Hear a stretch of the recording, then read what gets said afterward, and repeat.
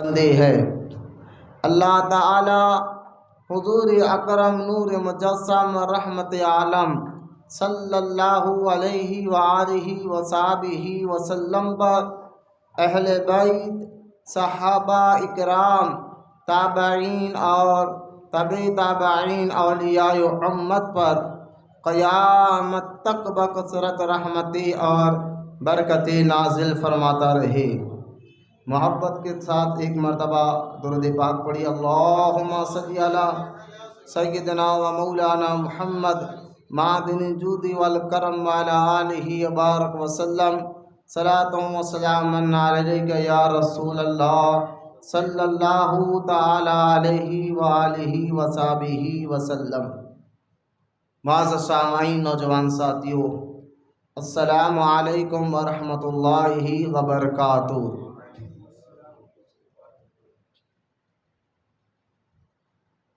آج انشاءاللہ تعالی سفر المظفر کا یہ مہینہ اور اس کا یہ تیسرا جمعہ چل رہا ہے، اور اس سے پہلے بھی میں نے گزشتہ جمعہ یہ بات بتائی تھی کہ سفر المظفر کے اس مہینے میں بہت سے اولیاء اکرام کا عرس مبارک بھی آتا ہے۔ تو آج اللہ تعالیٰ کے ایک عظیم الشان ولی، اللہ تعالیٰ کے دوست حضرت سیدنا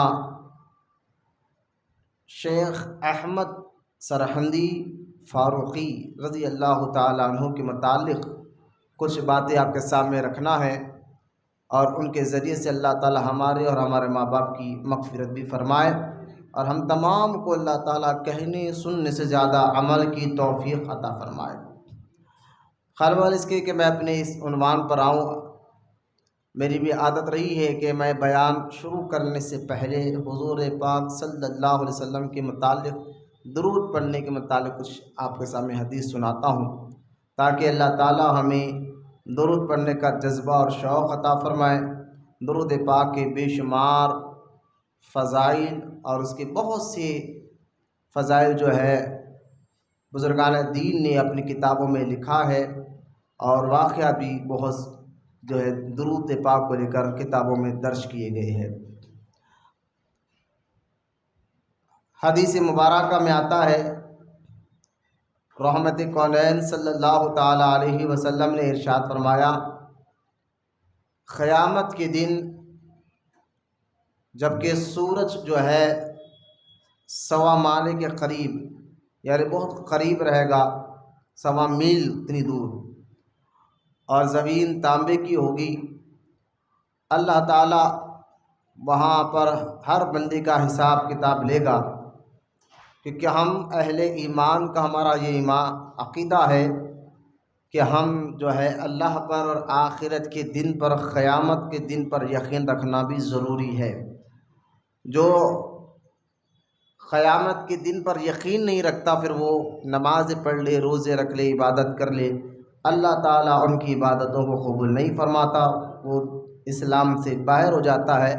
کہ اسلام میں ایک جہاں جہاں اللہ کو ماننا، رسولوں کو ماننا، نبیوں کو ماننا، جنت دوزخ کو ماننا، فرشتوں کو ماننا ضروری ہے، وہاں پر ہی قیامت کے دن یعنی قیامت قائم ہوگی، حساب کتاب ہوگا، اس کا ماننا بھی لازم ہے، ضروری ہے۔ تو لہٰذا یہ بات اپنے ذہنوں میں بٹھا لے کہ قیامت ہوگی، اور اللہ تعالیٰ کی بارگاہ میں ہر ایک شخص کو حساب و کتاب دینا ہے۔ قرآن پاک کی کئی آیتیں ہیں، حدیث پاک میں بھی حضور نے فرمایا ہے۔ تو رحمت کونین صلی اللہ تعالی علیہ وسلم ارشاد فرماتے ہیں کہ قیامت کے دن جو ہے اللہ تعالیٰ ہر ایک بندے کا حساب و کتاب لے گا، کیونکہ سورج بہت زیادہ قریب ہوگا، اس کی وجہ سے شدت کی گرمی ہوگی اس میدان میں، قیامت کے میدان میں۔ ابھی آپ دیکھ لیں سمر کے دنوں میں، یعنی دھوپ کے دنوں میں سورج یہاں ہزاروں میل دور ہوتا ہے، اگر 45 ڈگری یا 50 ڈگری چلے جائے تو ہم گھر سے باہر نکلنا مشکل ہو جاتا ہے۔ تو قیامت کے دن سورج جب 1.25 میل کے فاصلے پر ہوگا، اس سے اندازہ کرے کہ وہ شدت والی گرمی ہوگی قیامت کے دن۔ اور بندہ لازم ہے، جب آج بھی آپ دیکھیں جب بندہ باہر نکلتا ہے دھوپ میں کہیں کھڑنا پڑتا ہے تو وہ سائے کی تلاش کرتا ہے، کسی سائے میں ٹھہرے تاکہ دھوپ سے بچے۔ تو قیامت کے بھی دن جب شدت کی دھوپ ہوگی، وہاں کوئی پیڑ یا پہاڑ وغیرہ نہیں ہوگا جس کا آپ سایہ لے سکیں گے، وہاں ایک چیز کا سایہ ہوگا، اور اس سائے کے نیچے جس کو اللہ پاک حکم دے گا وہی کھڑ سکتا ہے۔ اور ایک بات میں آپ کو بتا دوں، قیامت کا دن جو ہے نا، جیسا ہمارا نارمل تو دن سارا دن 12 گھنٹے کا ہوتا ہے، دن اور رات ملا کر 24 گھنٹے کا ہوتا ہے، قیامت کا دن ایسا نہیں ہوگا جیسا نارمل دن ہمارے پاس ہوتے ہیں۔ قیامت کا ایک دن 50,000 سال کے برابر ہوگا، یاد رکھیں۔ اب 50,000 سال کے برابر ایک دن ہوگا، وہاں حساب کتاب دینا ہے، سورج بالکل قریب ہے، زمین بھی تانبے کی ہوگی۔ آج خالی پتھر مٹی کی زمین پر لنگے پیر نہیں ٹھہر سکتے، تو تانبے کی زمین ہوگی، تو اس سے اندازہ کرے کہ حال کتنا برا ہوگا۔ تو وہاں صرف ایک چیز کا سایہ ہوگا، اور اس سائے کے نیچے اللہ تعالیٰ جس کو حکم دے گا وہی کرے گا۔ وہ سایہ کہیں کا ہوگا، نہ پہاڑ کا نہ جھاڑوں کا، وہ سایہ اللہ تعالیٰ کے عرش کا ہوگا۔ اللہ تعالیٰ نے جو عرش کو بنایا ہے اس عرش کا وہ سایہ ہوگا، اور اس کے نیچے اللہ کن کن لوگوں کو حکم دے گا وہاں کھڑے، حساب کتاب 50,000 سال کا ایک دن ہوگا، تو لہٰذا کن کن لوگوں کو حکم دے گا۔ اب حدیث پاک سنیں آپ، تاکہ قیامت کا دن ہمارے ذہنوں میں بیٹھ جائے، تو پھر آپ آنے والی بات کو آسانی سے سمجھ سکتے ہیں۔ اس لیے میں نے قیامت کے دن کے بارے میں کچھ اہم باتیں جو ہر مسلمان کو جاننا اور ماننا ضروری ہے، میں نے وہ آپ کے سامنے رکھی ہے۔ حدیث پاک میں آتا ہے، اللہ کے رسول صلی اللہ علیہ وسلم نے ارشاد فرمایا، 3 قسم کے لوگ ہوں گے جن کو اللہ تعالیٰ قیامت کے دن اپنے عرش کے سائے میں جگہ عطا فرمائے گا، حکم ہوگا کہ تم عرش کے سائے میں ٹھہرو۔ ان 3 قسم کے لوگوں میں سے حضور نے پہلا وہ آدمی ہوگا جو حضور نے ارشاد فرمایا، میری سنت کو زندہ کرنے والا۔ یعنی سرکار جانتے تھے کہ قیامت کے قریب ایسے وقت آئے گا لوگ میری اداؤں اور میری سنتوں کو بھول جائیں گے، تو سرکار علیہ الصلوۃ والسلام نے فرمایا، جو میرے ایسے ماحول میں جی رہا ہو جہاں لوگ دین سے دور، حضور کی سنت اور اداؤں سے دور ہو گئے، ایسے موقع پر جو حضور کی سنت کو زندہ کرے گا، اس پہ عمل کرے گا، دوسروں کو بھی عمل کی دعوت دے گا، تو حضور کی سنت کو جو زندہ کرے گا تو قیامت کے دن اللہ تعالیٰ اس کو اپنے عرش کے سائے میں جگہ عطا فرمائے گا، پہلا وہ۔ اور دوسرا وہ، رحمت کونین صلی اللہ علیہ وسلم نے ارشاد فرمایا، دوسرا شخص وہ ہوگا جن کو اللہ عرش کے سائے تلے جگہ عطا فرمائے گا، وہ جو ایک شخص دوسرے شخص کی مدد کر کر اس کی مشکل کو دور کرے دنیا میں۔ ایک مسلمان دوسرے مسلمان کی مدد کر کر اس کی کوئی بھی مشکل اگر آپ دور کر سکتے، کوئی اس کا پریشانی کا حل نکال سکتے ہیں، تو جو کسی دوسرے کی مدد کرتا ہے اس کی مشکل کو دور کرنے کے لیے، تو قیامت کے دن اللہ تعالیٰ اس کو بھی اپنے عرش کے سائے میں جگہ عطا فرمائے گا۔ اور تیسرا وہ شخص، رحمت کونین صلی اللہ علیہ وسلم نے فرمایا کہ جس نے مجھ پر دنیا میں کثرت سے درود پڑھا ہو، جو دنیا میں مجھ پر کثرت سے درود پڑھتا ہے، قیامت کے دن، اندازہ کریں، قیامت کے دن اللہ تعالیٰ اس کو اپنے عرش کے سائے میں جگہ عطا فرمائے گا۔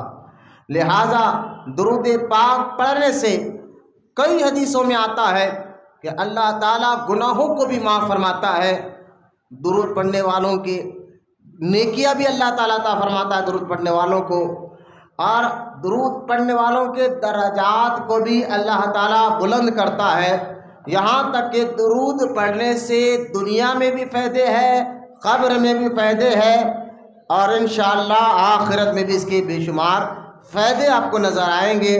آئیے محبت اور عقیدت کے ساتھ پھر سے ہم سب مل کر ہمارے پیارے آقا اور مولا حضور پر نور رحمت عالم نور مجسم صلی اللہ تعالی علیہ وآلہ وصحبہ وسلم کی بارگاہ اقدس میں درود پاک کا نذرانہ پیش کری. سب مل کر پڑھی اللہم صلی علی سیدنا و مولانا محمد معدن الجود والکرم وعلی آلہ وبارک وسلم. صلاۃ و سلام علیک یا رسول اللہ صلی اللہ تعالی علیہ وآلہ وصحبہ وسلم. معزز سامعین، ابھی میں نے آپ کے سامنے بتایا یہ سفر کا مہینہ چل رہا ہے، اور اس سفر کے مہینے میں بہت سے اولیاء اللہ کا اور شریف آتا ہے. ان میں سے ایک بزرگ حضرت شیخ سیدنا مجدد الفسانی شیخ احمد سرہندی فاروقی رضی اللہ تعالیٰ عنہ بھی ہے. جہاں سفر کے مہینے میں بہت سے اولیاء اللہ کا عرس شریف آتا ہے، وہاں پر یہ جو سرکاری مہینہ چل رہا ہے ستمبر کا مہینہ، اس مہینے کو بھی بہت سے تاریخی واقعات ہوئے ہیں. اگر ہم پچھلے 100 سال پلٹ کر دیکھیں تو اس مہینے میں بھی، ستمبر کے مہینے میں بھی ایسے تاریخی واقعات ہوئے ہیں جو ایک دنیا میں رہنے والے انسان کو ان تاریخ کو یاد رکھنا چاہیے. آپ کہیں گے مولانا وہ کون سے ایسے واقعات ہیں جو ستمبر کے مہینے میں ہوئے ہیں؟ ایک تو 15 یا 16 ستمبر، جو آج جیسا کہ 16 تاریخ ہے سرکاری اعتبار سے، تو 16 ستمبر کو بر صغیر میں، جب یہ آج سے 100 سال پہلے ابھی ہندوستان یعنی پاکستان بنا نہیں تھا، بر صغیر پورا اکھنڈ ہندوستان کی بات کر رہا ہوں، اکھنڈ انڈیا کی میں بات کر رہا ہوں، تو ایک فرقہ تھا قادیانی کا جو انگریزوں نے پیدا کیا تھا تاکہ ہندوستان میں جو مسلمان تھے ان کے آپس میں پھوٹ ڈالنے کے لیے. کیونکہ سب سے پہلے ہمارے ہی مدرسے سے علماء نے فتویٰ دیا تھا، جس میں تاریخ میں آتا ہے 1855 عیسوی میں کہ حضرت سیدنا مولانا فضل حق خیرآبادی رحمۃ اللہ علیہ، جن کا مزار آج بھی دہلی سے اگر آگے جائیں گے سیتا پور میں موجود ہے، جن کو انگریزوں نے کالے پانی کی سزا دی تھی اور اسی میں آپ کا شہادت ہوئی. فضل حق خیرآبادی رحمۃ اللہ علیہ، فضل حق خیرآبادی رحمۃ اللہ تعالیٰ علیہ نے کیا فتویٰ دیا تھا، کس لیے انگریزوں نے ان کو قید میں ڈالا، تو آپ وہ بھی سن لیں کہ آپ نے فتویٰ یہ دیا تھا کہ ہندوستان میں جو انگریز ہے بلا وجہ قبضہ کر چکے، ان سے لڑنا ہر ایک کے لیے نماز کی طرح فرض ہو گیا. تو ہندوستان میں انگریزوں کو بھگانے کے لیے بہت سے لوگوں نے قربانیاں دی، اپنے پرائے مسلمان غیر مسلمان سب نے قربانیاں دی ہے، یہ سب ہی جانتے ہیں. اس میں ایک نام فضل حق خیرآبادی رحمۃ اللہ تعالیٰ علیہ کا بھی آتا ہے. تو اس ستمبر کے مہینے میں انگریز جو ہے، جو مسلمانوں کے اندر خاص طور جب یہ فتویٰ نکلا تو مسلمان اپنے علماء سے بڑی محبت کرتے ہیں، اپنے مولویوں سے بڑی محبت کرتے ہیں. ان کے اس فتوے پر انہوں نے آواز اٹھائی دیش کی آزادی کے لیے. تو انگریزوں نے چاہا کہ بس ان کے اندر پھوٹ ہو جائے. آج کے دیکھنا، اگر آپ کے سامنے کوئی آپ کا دشمن ہو اور وہ آپ کے خلاف ہو تو آپ کیا کرتے، ان کے آپس میں پھوٹ ڈالنے کی کوشش کرتے تاکہ یہ کمزور ہو جائے. تو انگریزوں نے کیا کیا کہ مسلمانوں میں پھوٹ ڈالنے کے لیے دہلی کے ایک آدمی تھا جو دکھنے میں داڑھی بھی تھی، پگڑی بھی پہن تھی، یعنی شملہ امامہ بھی تھا، اس کا نام احمد تھا، غلام احمد. اس کو خریدا اندرونی طرف بلا کر پیسے دے کر، اور اس کو یہ اعلان کرایا کہ تو معاذ اللہ اعلان کر دے کہ میں نبی ہوں.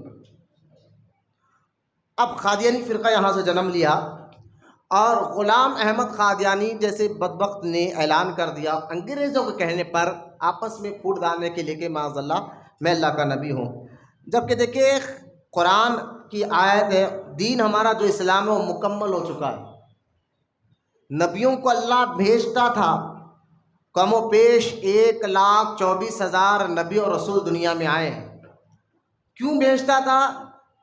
کہ انسانیت کی تکمیل کے لیے اور دین کو مکمل کرنے کے لیے. لیکن ہمارے نبی کو بھیج کر اللہ تعالیٰ نے فرما دیا خاتم النبیین، اب نبوت ختم ہو گئی، ہمارا نبی آخری نبی ہے. یہ قرآن کی آیت بھی ہے. یعنی قرآن جب فیصلہ کر دے اس میں کسی کو شک ہونا نہیں چاہیے. تو جب اللہ پاک نے کہہ دیا ہمارا نبی آخری نبی ہے، اب کوئی نبی نہیں ہوگا، تو خاتم النبیین ہمارے آقا، اب نبوت ختم ہو چکی ہے. تو پھر بھی جو ہے انگریزوں نے اپنے سامنے مسلمانوں کو کمزور کرنے کے لیے اس کو پیدا کیا، اور اس نے بہت سے غلغلے کیے۔ خیر اس دور کے بڑے بڑے علماء، جس میں فضل حضرت پیر مہر علی شاہ رحمۃ اللہ علیہ، ان کا بھی نام آتا ہے، جنہوں نے اس کو منہ توڑ جواب دیا تھا، اور یہ پیر مہر علی شاہ کے سامنے میدان چھوڑ کر بھاگا تھا، میدان چھوڑ کر بھاگا تھا۔ تو کیونکہ یہ اسلام قیامت تک رہنے والا ہے، تو اللہ تعالیٰ اپنے دین اور اسلام کی حفاظت کے لیے اپنے نیک بندوں کو پیدا کرتے رہے گا۔ میں آگے چل کر بتاؤں گا اس بات کو۔ تو میں آپ کو یہ ہسٹری اس لیے یاد دلا رہا ہوں، جب یہ قادیانی فرقہ جب ہندوستان میں پیدا کیا گیا انگریزوں کے پر، تو پھر بعد میں سارے ہندوستان کے مسلمان اس سے ہوشیار ہو گئے اور اس کو سمجھ گئے یہ ڈھونگی ہے۔ تو ایک قانون پاس کیا تھا جمہوریت میں کہ بھائی یہ جو قادیانی فرقہ ہے یہ مسلمان نہیں ہے، یہ مسلمانوں میں پھوٹ ڈالنے کے لیے پیدا کیا گیا ہے۔ تو یہ جو قانون بنا تھا ختم نبوت کا، یعنی آپ آخری نبی ہمارے آقا ہے قانونی طور پر، دنیاوی قانونی طور پر بتا رہا ہوں میں، قرآن اور حدیث تو آپ کو پتہ ہے کہ اب کوئی قیامت تک نبی آنے والا نہیں ہے۔ دنیاوی اعتبار سے پارلیمنٹ میں ایک قانون پاس ہوا تھا، وہ قانون کے تحت یہ بتا دیا گیا تھا کہ اب قیامت تو کوئی نبی آئے گا نہیں، اور یہ خاتم النبیین ہے، قادیانی مسلمان نہیں ہے۔ وہ قانون جو بنا تھا، یقیناً ایک مسلمانوں کے لیے ہمارے لیے بہت خوش نصیبی کی بات ہے، وہ قانون جو بنا تھا وہ ستمبر کا مہینہ تھا، اور 16 تاریخ اس کی تھی جو آج چل رہی ہے۔ تو ایک تاریخ تو یہ بھی ہے ستمبر کے مہینے کی کہ ختم نبوت کا اس میں قانون بنا تھا، یاد رکھیں۔ اور اس کی دوسری تاریخ 17 ستمبر جو کل ہے، 17 ستمبر کو جو ہے پولیس ایکشن کے نام پر ایک بہت جو ہے فوج جو ہے ہندوستان میں یعنی حیدرآباد دکن میں جو ہے داخل ہوئی تھی، اور آخری نظام عثمان علی بادشاہ کا یہ دور تھا۔ اور 17 ستمبر کو کس طرح کے حالات ہوئے آج تو خیر کھل کر بولنے کی اجازت نہیں ہے، قانون اس کے خلاف حق بولے تو بھی ہے آواز دبایا جا رہا ہے، لیکن عقل مند کو اشارہ کافی ہے۔ 17 ستمبر کو جو ہے سب سے زیادہ جانیں کس کی گئی ہے، سب سے زیادہ مالی نقصان کس کا ہوا ہے، سب سے زیادہ کون لوگ مارے گئے ہیں، یہ آپ خوب ہم سب جانتے ہیں۔ جو پولیس ایکشن کے نام پر کتنے لاکھوں ہزاروں جانیں گئی ہے، اور جو ہے پراپرٹیاں ختم ہوئی ہے، وہ بھی ایک تاریخ 17 ستمبر کی کل کی ہے۔ اور یہ بات میں آپ کو بتا دوں کہ جو سیاسی اعتبار سے میں اس کا خیال نہیں ہوں کہ میں سیاست پہ بولوں، لیکن اسلام ہمارا عالمگیر ہے، مطلب سمجھے آپ، اسلام صرف نماز، روزہ، حج، زکوٰۃ تک ہی نہیں ہے، یہ تو ہے اسلام آپ کو عالمگیر ہر شعبے میں، اگر آپ باپ ہو تو آپ کی کیا ذمہ داری ہے، بیٹے ہو تو کیا ذمہ داری ہے، بیوی ہو تو کیا ذمہ داری ہے، تو ایک مسلمان ہو تو کیا ذمہ داری ہے۔ اور جو ہے سیاسی اعتبار سے اسلام بھی نبیوں کا حصہ، نبیوں کے اندر رہا ہے سیاست، اور وہ سیاست کیا تھی، وہ سیاست آج کی جیسی سیاست نہیں تھی، وہ سیاست ایسی تھی۔ اس کی ایک مثال میں آپ کو دیتا ہوں، ایک مثال جس سے اندازہ کرے کہ اسلامی سیاست اسلام کو اور انسانیت کو فائدہ پہنچاتی تھی، ایسی سیاست۔ اس کی ایک مثال میں آپ کو دیتا ہوں۔ حضرت عمر ابن خطاب کا دور تھا، فاروق اعظم رضی اللہ تعالیٰ کا دور۔ حضرت عمر ابن خطاب کے دور مبارک میں مصر کے گورنر نے،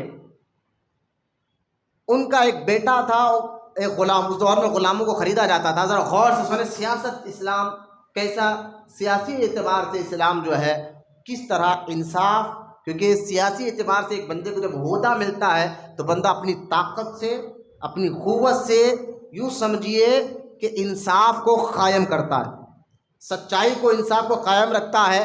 اگر کوئی کمزور ہے اور کوئی بہادر آدمی نے کمزور پر ظلم کیا تو بہادر سے، ظالم سے کون لڑے، تو یہ سیاسی اعتبار سے طاقت سے اسے لڑا جاتا ہے، اس کو دبایا جاتا ہے اور انصاف کیا جاتا ہے۔ یہ سیاست تھی، نبیوں کی بھی تھی، ہمارے آقا علیہ الصلوۃ والسلام کی بھی تھی، سیاسی اعتبار سے اگر ہماری حضور کی زندگی آپ دیکھیں تو صلح حدیبیہ کا واقعہ کبھی آپ کتابوں میں پڑھ کر دیکھنا، میرے اور آپ کے نبی کی سیاست کیا پیاری سیاست تھی، جس سے انسانوں کو فائدہ تھا، صرف مسلمانوں کا نہیں سارے انسانوں کو فائدہ تھا، یہ بھی یاد رکھیں۔ تو سیاست جو ہے انسانوں کو فائدہ پہنچانے کے لیے، مخلوق کو فائدہ کرانے کے لیے، تو یہ سیاست بھی اسلام کا ایک حصہ رہا ہے۔ اس کی ایک مثال تاکہ اور آسان سے آپ کو سمجھ میں آ جائے میں آپ کو بتانا چاہ رہا ہوں کہ حضرت فاروق اعظم کے دور میں مصر کے گورنر، یعنی یوں سمجھو اس دور کے مصر کے سی ایم تھا، اور ان کا بیٹا تھا ابن سعد۔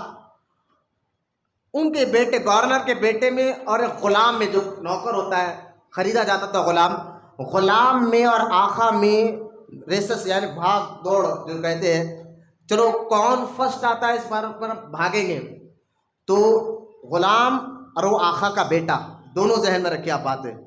اب وہ ریسس مپائی گئی تو غلام ذرا ہٹا کٹا تھا، آقا کا جو بیٹے تھے وہ گورنر کا جو بیٹا تھا ذرا کمزور تھا، تو یقیناً وہ ہٹا کٹا بھی تھا، ذرا تندرست بھی تھا غلام، وہ آگے نکل گیا، اور وہ آگے نکل کر کہنے لگا میں تو آپ سے جیت گیا۔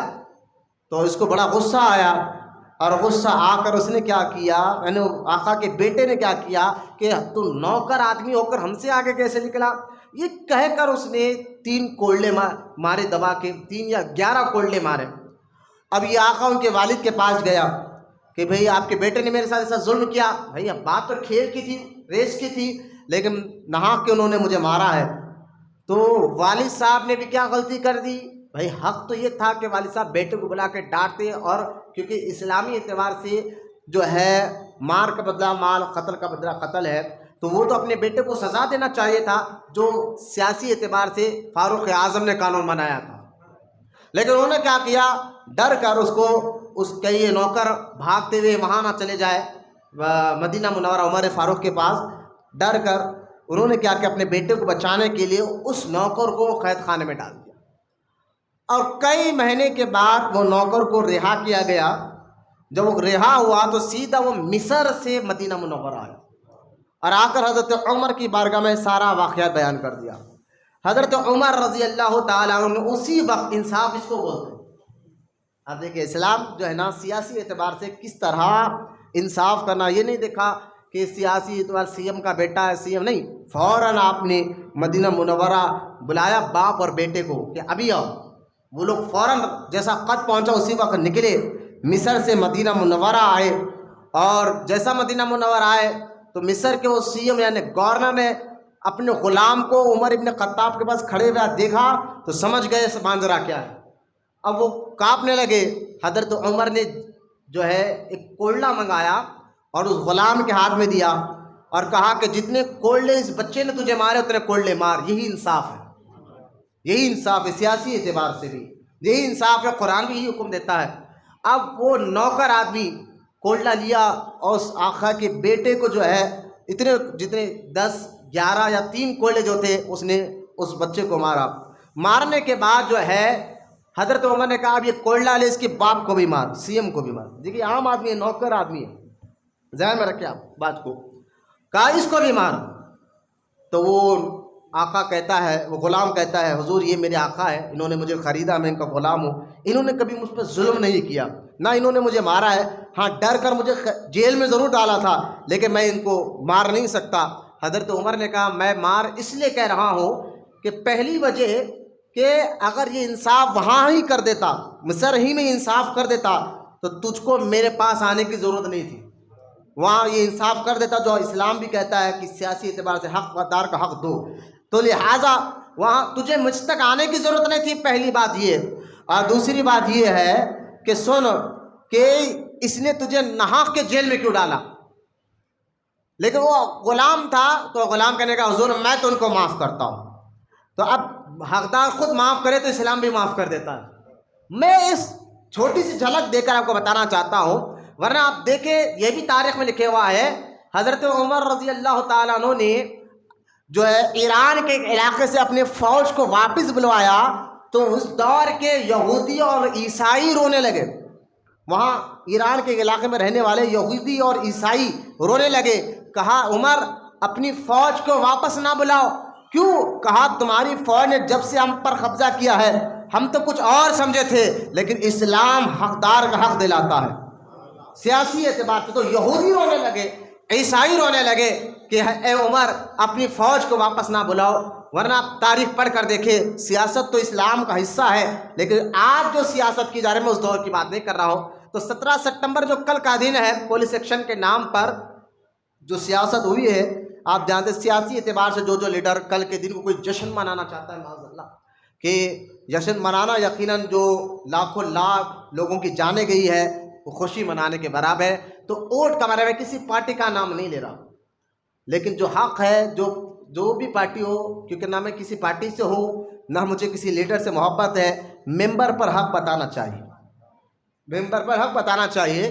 تو ایک فیصلہ ہمارے اسٹیٹ گورنمنٹ نے، تلنگانہ کی گورنمنٹ نے اچھا کیا کہ ہم 17 ستمبر کو قومی یکجہتی پروگرام منائیں گے۔ یعنی یوں سمجھے کہ پورا دیش 17 ستمبر کو ایک جگہ ہو گیا تھا، ایک جگہ، کیونکہ حیدرآباد دکن 17 ستمبر کو ضم ہو گیا تھا، ہندوستان ضم ہو گیا تھا۔ تو یہ قوم ایک جہتی پروگرام یہ انسانیت کے تحت بھی ہے، یہ اچھی چیز بھی ہے، ورنہ اس کے لیے جشن منانا یہ اللہ ہماری حفاظت فرمائے اور ہمیں صحیح رہنمائی عطا فرمائے۔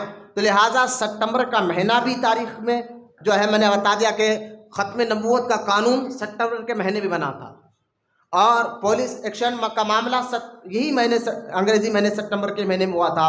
دو چیزیں، اور سفر کے مہینے کے متعلق میں نے بتایا اس مہینے میں بہت سے بزرگان دین کا عرس مبارک آتا ہے۔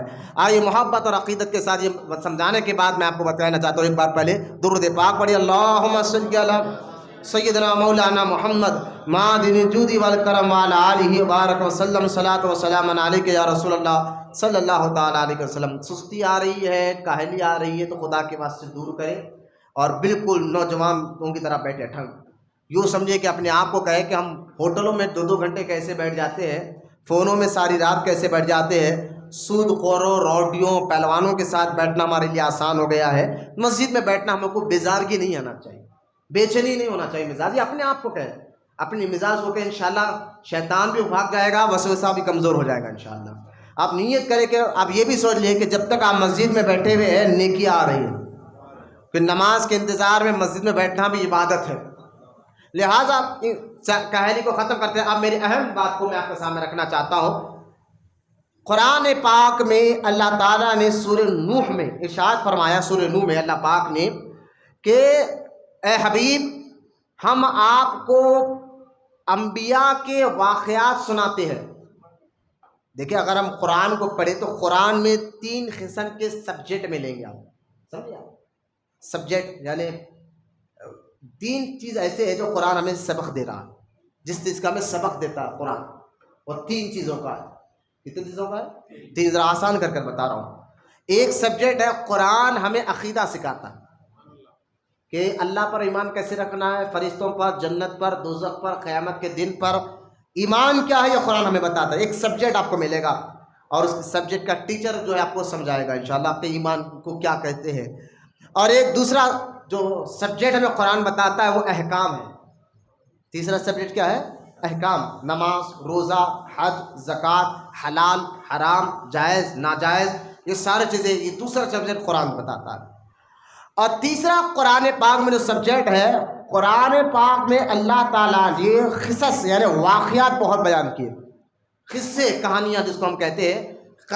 سورہ قصص بھی قرآن پاک میں ایک سورہ کا نام ہے، سورہ قصص، اس سورہ کا نام ہی ہے قصے والا سورہ، سورہ قصص۔ آپ دیکھیں تو قرآن پاک میں ایک سبجیکٹ ملتا ہے واقعات کے، قصے، کہانیوں کے، اللہ تعالیٰ نے اور اللہ نے بیان فرمائے، تو اس کی سچائی میں کوئی جھوٹ، کوئی جو ہے ملاوٹ نہیں ہو سکتی۔ اللہ تعالیٰ نے بہت سے واقعات نبیوں کے قرآن پاک میں بیان فرمائے۔ اب آپ کا سوال یہ ہو سکتا ہے اپنے آپ سے کہ ایمان کی بات قرآن کر رہا ہے، بات سمجھ میں آتی ہے، یہ ایمان عقیدہ کیا ہمیں پتہ چلے۔ قرآن ہمیں احکام کی بات کر رہا ہے، حلال حرام کی، تو یہ بات بھی سمجھ میں آتی ہے کہ ہمیں دین سیکھنا چاہیے، حرام حلال کے مسئلے۔ لیکن واقعات کیوں قرآن بیان کر رہا ہے؟ قصے کیوں بیان کر رہا ہے اللہ تعالیٰ قرآن پاک میں؟ موسیٰ علیہ السلام کا واقعہ، ابراہیم علیہ السلام کا واقعہ، بی بی مریم کا واقعہ، زکریا علیہ السلام کا واقعہ، یحییٰ علیہ السلام کا واقعہ، نوح علیہ السلام کا واقعہ، سلیمان علیہ السلام کا واقعہ، عاصم بن برقیہ کا واقعہ، اصحاب کہف کا واقعہ۔ تو ان واقعات کو اللہ نے قرآن میں کیوں بیان کیا، اس کا فائدہ کیا ہے؟ تو اسی بات کو لے کر اللہ تعالیٰ نے سورہ نوح میں ارشاد فرمایا، اے حبیب ہم اپنے کلام میں واقعات اس لیے آپ کو سناتے ہیں تاکہ اس واقعات اور قصوں کے سننے سے آپ کا سینہ مضبوط ہو جائے۔ تو معلوم کیا ہوا، اللہ کے نیک بندوں کے واقعات سننے سے ہمارا ایمان اور عقیدہ مضبوط ہوتا ہے، ایمان اور عقیدہ مضبوط ہوتا ہے۔ پچھلوں کے واقعات سننے سے ہمت آتی ہے، ایمان اسلام سمجھ میں آتا ہے، واقعات سمجھ میں آتے ہیں۔ تو لہٰذا اب یہ واقعات اللہ کے نیک بندوں کا جو ہم عرس مناتے ہیں اور ان کی یاد منا کر ان کے واقعات آپ کو سناتے ہیں تاکہ آپ کا ایمان اور عقیدہ مضبوط ہو۔ پہلی بات، لوگ کہتے ہیں نا کہ بزرگان دین کو عرس کر ان کے واقعات سنانے سے فائدہ کیا ہے، تو آپ کہہ دینا اللہ کے نیک بندوں کے واقعات سننے سے ایمان اور عقیدہ مضبوط ہوتا ہے۔ اور یہ قرآن کی آیت ہے، میں نے بتا دیا سورہ نوح کی آیت مبارکہ۔ اور دوسری بات یہ آپ کو بتانا چاہتا ہوں کہ ہمارا اسلام جو آیا ہے وہ قیامت تک کے لیے، اب ذہن میں رکھیے بات، یہ بہت یوں سمجھیے، ہم انگلش میں ہوتا ہے یہ ٹرننگ پوائنٹ ہے، یعنی اس بات کو سمجھنا ضروری ہے۔ یہ بات اگر آپ نہیں سمجھیں گے سستی کا حالی میں تو پھر آگے کی بات آپ کو سمجھ میں نہیں آئے گی۔ یہ ٹرننگ پوائنٹ سمجھیے، یا یوں سمجھیے کہ جو بچے ایگزام دیتے تو ایک آنسر اس کو ایسا ہوتا ہے، ایک کوشچن ایسا اس کا آنسر دینا ضروری ہوتا ہے، سمجھنا ضروری ہوتا ہے، جس کی وجہ سے وہ پاس ہو سکتا ہے۔ تو یہ جو ٹرننگ پوائنٹ ہے جو اس کو آپ کو سمجھنا ہے، اس کو اگر آپ سمجھیں گے تو آنے والی باتیں آپ کو سمجھ میں آئیں گے۔ اور ٹرننگ پوائنٹ کیا ہے کہ دیکھیں اللہ تعالیٰ دنیا میں انسانوں کو پیدا کیا کس لیے؟ اللہ کی عبادت کے لیے، کیونکہ قرآن کہہ رہا ہے کیا وما خلقت، کیا ہم نے انسان اور جنات کو اپنی عبادت کے لیے پیدا فرمایا، اللہ کی عبادت کے لیے پیدا فرمایا۔ تو پھر دوسرا سوال یہ اٹھتا ہے، یہ ٹرننگ پوائنٹ ذہن میں رکھیں آپ، کہ دوسری سوال یہ ہوتا ہے کہ اگر ہاں اللہ کی عبادت اس کی جائے جس کو ہم پہچانتے ہو، اللہ کی پہچان ہونا چاہیے، معرفت ہونا چاہیے۔ تو اللہ تعالیٰ اپنی پہچان کرانے کے لیے دنیا میں نبیوں کو بھیجا، نبی آ کر بتاتے کہ رب کیا ہے، ٹھیک ہے۔ تو انسان کی ہدایت کے لیے اللہ نے نبیوں کو دنیا میں بھیجا۔ اچھا، جو نبی ہوتا ہے وہ دنیا میں آ کر کسی کالج میں یا کسی مدرسے میں پڑھ کر نبی نہیں بنتا، یہ بات بھی ذہن میں رکھے، کیونکہ بھائی ایک بندہ ہے آپ اس کو بچپن سے پہچانتے تھے، بڑا ہو کر وہ ڈاکٹر بن گیا، تو اس کا مطلب یہ تھوڑا ہی کہ پیدائشی طور پر وہ ڈاکٹر بنا۔ ایک بندہ ہے جس کو آپ بچپن سے پہچانتے تھے، بڑا ہو گیا تو وہ انجینئر بن گیا، وہ ایڈوکیٹ بن گیا، تو اس کا مطلب یہ نہیں کہ پیدائشی طور پر یہ ایڈوکیٹ ہے، یہ آپ جانتے کہ یہ کالج میں پڑھ کر ایڈوکیٹ بنا ہے، اور یہ کالج میں پڑھ کر انجینئر بنا ہے، کالج میں پڑھ کر ڈاکٹر بنا ہے۔ تو یہ ہم اور آپ عام انسان جو ہوتے ہیں دنیا میں آ کر پڑھ لکھ کر جو ہے پیدا ہونے کے بعد، بڑے ہونے کے بعد پڑھتے ہیں، کوئی ڈاکٹر بنتا ہے، کوئی انجینئر بنتا ہے، کوئی ایڈوکیٹ بنتا ہے، لیکن نبی بھی انسان ہی ہوتے ہیں آپ کے اور ہماری طرح، لیکن کوئی انسان نبی کی طرح نہیں ہوتا، کوئی انسان نبی کی طرح نہیں ہوتا، ایک بات۔ اور دوسری کوالٹی نبی میں یہ ہوتی ہے کہ دنیا میں آ کر کسی سے نہیں پڑھتا، بلکہ ان کو اللہ تعالیٰ خود پڑھا کر بھیجتا ہے، ان کو سمجھا کر بھیجتا ہے۔ بلکہ یوں سمجھیے کہ بہت بڑی فیکٹری کا مالک ہے اور اس میں کتنے مشینہ ہیں، کتنے ورکر کام کرتے ہیں، بہت مثال آسان دے کر مثال سمجھا رہا ہوں کہ کتنے ورکر کام کرتے ہیں۔ تو جو فیکٹری کا جو مالک ہے، جس نے فیکٹری خود بنایا ہے، تو وہ مالک کیا کرتا ہے، اپنے ایک مینیجر کو ساری باتیں سمجھا دیتا ہے کہ بھائی اس میں اتنے مشینہ ہے، یہ کام ہوتا ہے، یہ۔ اب سب لوگ مالک سے نہیں پوچھتے، اس مینیجر سے پوچھتے ہیں، اور مینیجر یہ نہیں بولتا کہ مجھے نہیں معلوم، وہ تو کہ ہاں مجھے سب معلوم ہے، کیونکہ میرے مالک نے مجھے بتایا، میرے مالک نے مجھے بتایا کہ اس میں یہ ہے، یہ ہے، یہ ہے۔ یہ مثال ذہن میں رکھے۔ اسی طرح اللہ تعالیٰ نبیوں کو اپنا نائب بنا کر بھیجتا ہے، نبیوں کو اللہ نائب بنا کر بھیجتا ہے، جس طرح ایک فیکٹری کے مالک مینیجر کو اپنا نائب بنا کر لوگوں کے سامنے پیش کرتا ہے۔ اب جو پوچھنا ہے اس میرے نائب سے، ایک مینیجر سے پوچھ لو، فیکٹری کے سارے معلومات تمہیں سمجھ میں آ جائیں گے۔ اسی طرح اللہ تعالیٰ اپنا نائب نبیوں کو بناتا ہے، اور اللہ فرماتا ہے جو پوچھنا ہے میرے نبیوں سے پوچھ لو، وہ بتائے گا عبادت کیا ہے، وہ بتائے گا توحید کیا ہے، وہ بتائے گا دین کیا ہے، وہ بتائے گا اخلاق کیا ہے، وہ بتائے گا انسانیت کیا ہے، وہ بتائے گا رب کو راضی کرنے والے کام کیا ہے، اللہ کو راضی کرنے والے کام کیا ہے۔ وہ نبی آتے رہے، اور انسانوں کی ہدایت اللہ کرتا رہا نبیوں کے ذریعے۔ لوگ نبی کے پاس ہی آ کے ہدایت لیتے تھے۔ اب نبی جو آتے رہے، لوگوں کی ہدایت دیتے رہے، اللہ کے حکم سے بتاتے رہے، اب قیامت تک، کیونکہ ہمارے نبی کو جب اللہ تعالیٰ نے دنیا میں بھیجا، اب ہمارے نبی اول بھی ہے اور آخر بھی ہے، اول بھی ہے اور آخر بھی ہے۔ اول اس اعتبار سے ہے کہ سب سے پہلے اللہ تعالیٰ نے اپنے نور سے ہمارے نبی کے نور کو پیدا فرمایا۔ یہ حدیث انشاءاللہ میلاد کے مہینے میں ہم اس کی تشریح کریں گے، اللہ اگر زندگی رکھا تو ہم میلاد النبی میں اس کے بارے میں آپ کو کھل کر بتائیں گے کہ ہمارے نبی کو اللہ تعالیٰ نے سب سے پہلے پیدا فرمایا۔ یہ حدیث سے بھی ثابت ہے۔ اور دوسرا بھیجا آخری میں، اور فرمایا وہ خاتم النبیین، محبوب اب قیامت تک کوئی نبی آنے والا نہیں، قیامت تک کوئی نبی آنے والا نہیں ہے۔ اب ہمارے نبی کے بعد اسلام جب اللہ پاک نے بھیج دیا ہمارے نبی کو، اور ہمارے نبی کے ذریعے اسلام کو مکمل کر دیا، ہدایت کو مکمل کر دیا، تو اب کہا محبوب اب قیامت تک کوئی انسان نبی آنے والا نہیں ہے، اب آپ آخری نبی ہیں، اب آگے جائیے۔ لیکن حضور کے جانے کے بعد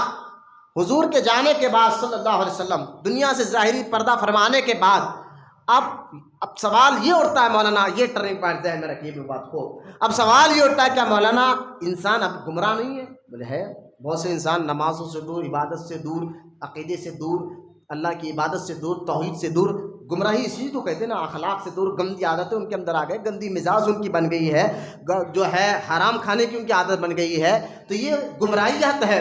تو اب جو دور چل رہا ہے، نبی تو آنے والا نہیں ہے، جب جی یہ ایسے حرکت انسان کرتے، اللہ نبیوں کو بھیج کر ان لوگوں کی ہدایت کرتا، لیکن اب نبی آنے والا نہیں ہے، تو اب ہدایت کا کام کون کرے؟ کون ہدایت کا کام کرے؟ تو یاد رکھے، کیونکہ اب قیامت تک تو نبی آنے والا نہیں ہے، لیکن اللہ تعالیٰ ہمارے نبی کی امت میں اولیاء اللہ کو قیامت تک پیدا کرتا رہے گا۔ اب ولیوں کے ذریعے جو کام نبی کرتے تھے، وہ کام اب نبی کے غلام، نبی کے نائب آ کر دنیا میں کریں گے، اور وہ نائب دنیا میں آ کر لوگوں کو اللہ تک پہنچاتے ہیں، ہدایت کا راستہ بتاتے ہیں، صراط المستقیم پر چلاتے ہیں۔ ان اللہ کے نیک بندوں میں غوث اعظم بھی ہے، اللہ کے نیک بندوں میں غریب نواز بھی ہے، اللہ کے نیک بندوں میں بندہ نواز بھی ہے، اللہ کے نیک بندوں میں شیخ احمد فاروقی بھی ہے۔ اب ہدایت کا کام اولیاء اللہ کریں گے، میں یوں سمجھا رہا ہوں، ہدایت کا کام اللہ کے نیک بندے کریں گے۔ بھائی اور آسان کرتا ہوں، اب اگر آپ کریں گے، اب مولانا ہدایت کے لیے اللہ نے قرآن کو نازل فرما دیا، قرآن ہمارے ہدایت کے لیے نا۔ قرآن سے پوچھے قرآن کیوں آیا؟ تو قرآن کہتا ہے ھدی للناس، قرآن خود کہتا ہے میں لوگوں کی ہدایت کے لیے آیا ہوں۔ اب آپ سوال یہ کر سکتے مولانا، جب آپ کہہ رہے ہیں اللہ کے ولی کو اللہ پاک اپنے ولیوں کو ہدایت کا ذریعہ بنا کر دنیا میں بھیجتا ہے، ان کے ذریعے سے لوگ ہدایت پر آتے ہیں، لیکن قرآن تو کہتا ہے ہدایت تو مجھ سے ملے گی، قرآن تو کہہ رہا ہے کہ ھدی للناس، میرے پاس اور ہدایت مجھ سے ملے گی۔ میں نے کہا کوئی شک نہیں اس بات پر، کوئی ڈاؤٹ نہیں۔ اب قیامت تک کوئی نبی تو آنے والا نہیں ہے، لیکن نبی کا ایک جیتا جاگتا معجزہ جو قرآن ہے، اور قرآن میں نے اس سے پہلے بھی آپ دیکھیں، میں نے تقریر کی ہے، میرے نیٹ پر آپ چلے جائیں تو آپ کو ملے گا، اسلام اور سائنس۔ میں نے آپ کو بتایا تھا کہ آج تک اور قیامت تک جتنا سائنس ترقی کریں گی، آج سے 400-500 سال پہلے فون کا تصور تھا، مجھے بتایا نہیں تھا، ٹی وی کا نہیں تھا، لیکن اسلام نے 1400 سال پہلے بتایا تھا کہ یہ ہوگا۔ اسلام کو سمجھنے والے اولیاء اکرام نے بتایا تھا ایسی چیز ایجاد ہوگی دنیا میں، جیسا کہ اس سے پہلے میں نے بتایا تفسیر کبیر میں آج سے 600 سال پہلے ایک بہت بڑے بزرگ جن کا نام امام فخر الدین رازی ہے، جن کا مزار سمرقند میں ہے، ابھی ایران سے پہلے یہ علاقہ آتا ہے سمرقند، ابھی بھی ہے وہاں ان کا مزار شریف ہے۔ ان کی کتاب ہے تفسیر کبیر، اور اس کتاب کو آج تک مسلمان پڑھ کر اسلام سمجھ رہے ہیں۔ تو آپ امام فخر الدین 600 سال پہلے کے بزرگ ہیں، غور سے سنیں آپ۔ ان سے جب پوچھا گیا تھا حضور کوئی ایک ایسا آلہ بن سکتا ہے دنیا میں کہ ایک بندہ اپنے گھر میں بیٹھا ہو اور دوسرا بندہ کروڑوں میل دور بیٹھا ہو، لاکھوں میل دور بیٹھا ہو، اور یہ گھر میں بیٹھا سا بندہ لاکھوں کلومیٹر دور رہنے والے بندے سے بات کر سکتا ہو؟ تو امام فخر الدین رازی نے رحمۃ اللہ تعالیٰ علیہ 600 سال پہلے، تصور تھا کیا فون کا مجھے بتایا؟ 200 سال پہلے نہیں تھا، 600 سال کو کیا بتایا، ہاں لیکن 600 سال پرانی بات بتا رہا ہوں۔ امام فخر الدین رازی نے کہا ہاں ایسا کوئی آلہ بن سکتا ہے کہ ایک بندہ اپنے گھر میں ہو کر لاکھوں کروڑوں میل دور دوسرے بندے سے بات کر سکتا۔ بولے محبت سبحان اللہ۔ 600 سال پہلے نبی کے غلام نے یہ فتویٰ دیا۔ یہ بات سمجھا یا نہیں؟ لوگوں نے کہا حضور اس کی دلیل کیا آپ کے پاس، کس بنیاد پر، پروف کیا ہے آپ کے پاس، پروف بتائیے آپ کس بنیاد پر آپ یہ بات کہہ رہے ہیں کہ ایسا ہو سکتا ہے، ایسا کوئی آلہ بن سکتا ہے، مشین بن سکتی ہے؟ تو آپ نے فرمایا اس کا ذکر قرآن حدیث میں موجود ہے۔ بولے وہ کیسا؟ تو امام فخر الدین رازی نے فرمایا حضرت عمر رضی اللہ تعالی عنہ مدینے میں تھے اور 1800 کلومیٹر دور ایک صحابی دشمنوں سے جنگ کر رہے تھے۔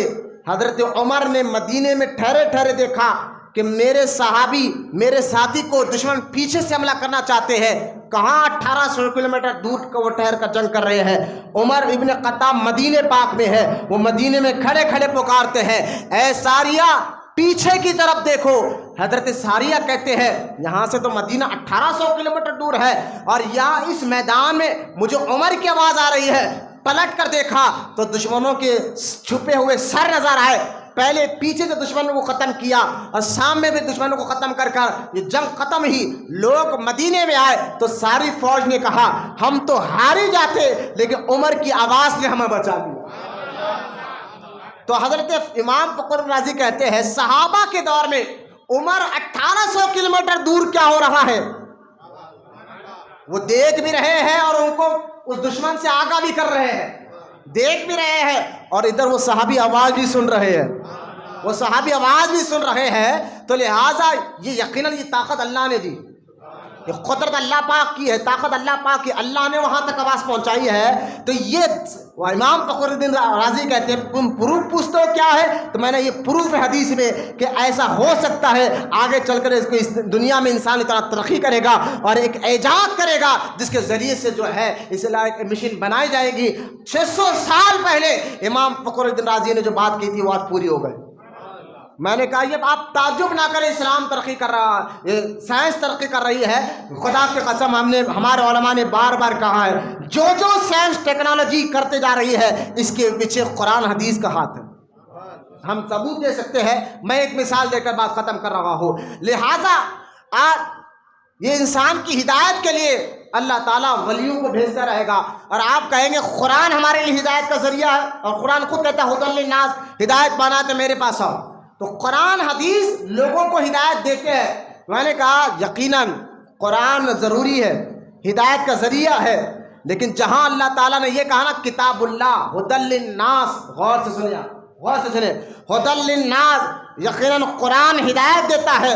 جہاں اللہ پاک نے یہ کہا تو وہاں پر ہمیں قرآن کی بھی ضرورت ہے، یعنی قرآن کتاب اللہ کی بھی ضرورت ہے، اہل اللہ کی بھی ضرورت ہے۔ کتاب اللہ اور اہل اللہ، یعنی کتاب اللہ اللہ کا کلام، قرآن حدیث یہ بھی ہمارے لیے ہدایت پانے کے لیے ضروری ہے، ذریعہ ہے قرآن سمجھنے، دین سمجھنے کے لیے، اسلام سمجھنے کے لیے۔ جہاں قرآن اور حدیث ہمارا ذریعہ ہے وہاں اللہ کے ولی بھی ہمارا ذریعہ ہے دین سمجھنے کے لیے۔ کیونکہ آپ کہیں گے مولانا یہ کیا آپ کہہ رہے ہو، قرآن کافی ہے، جو وہابی آج کے کہا ہے بس قرآن کافی ہے، حدیث کافی ہے۔ بدعقیدہ ملا جو آج کہہ رہے ہیں کہ بس دین سمجھنا ہے تو قرآن سے سمجھو، میں نے کہا بالکل، کتاب اللہ دین سمجھنے کا ذریعہ ہے، حدیث دین سمجھنے کا ذریعہ ہے، لیکن میں کہتا ہوں قرآن حدیث کے ساتھ اہل اللہ، اللہ کے ولی بھی دین سمجھنے کا ذریعہ ہے، اللہ کو راضی پہنچنے کا ذریعہ ہے۔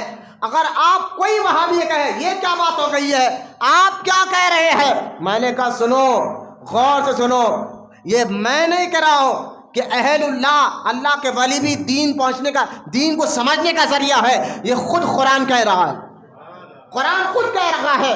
اور ایک نہیں کئی آیتیں میں آپ کے سامنے حوالہ پیش کر سکتا ہوں، لیکن ایک آیت جو بڑی مشہور آیت ہے، جو ہر مسلمان کا بچہ اس کو یاد رکھتا ہے، جسے ہمیں پتہ چلتا ہے جہاں کتاب اللہ دین سمجھنے کا ذریعہ ہے، وہاں اہل اللہ اللہ کے ولی بھی دین کو سمجھنے کا ذریعہ ہے۔ وہ کون سی آیت ہے؟ وہ سورہ فاتحہ والی آیت ہے جو میں نے پڑھی ہے۔ اللہ خود قرآن میں کہتا ہے اہدنا الصراط المستقیم، میرے بندو مجھ سے دعا مانگو، اے اللہ ہمیں سیدھا راستہ چلا، اے اللہ ہمیں سیدھا راستہ چلا۔ ہم نے کہا یا اللہ سیدھا راستہ ہے کیا؟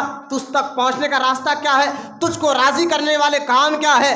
تجھ تک پہنچے کیسا؟ تو اللہ فرماتا ڈرو نہیں، میں اس کو آسان کر بتاتا ہوں، صراط الذین انعمت علیہم، ان کے راستے پر چلو جن پر میرا انعام ہوا ہے۔ مجھے بتائیے انعام یافتہ بندے ہیں یا قرآن؟ یا تو بندوں کا ذکر کرا نا، صراط الذین انعمت علیہم، سورہ فاتحہ کی آیت، ان کے راستے پر چلو جن پر میرا انعام ہوا ہے۔ انعام کس پر ہوا؟ چلو اس کو بھی کلیئر کر دو۔ ہم نے کہا یا اللہ تیرا انعام کس پر ہوا؟ تو قرآن میں ایک آیت میں اللہ فرماتا ہے من النبیین والصدیقین والشہداء والصالحین، اللہ کا انعام نبیوں پر، صدیقوں پر، شہداء پر، صالحین پر۔ معلوم کیا ہوا؟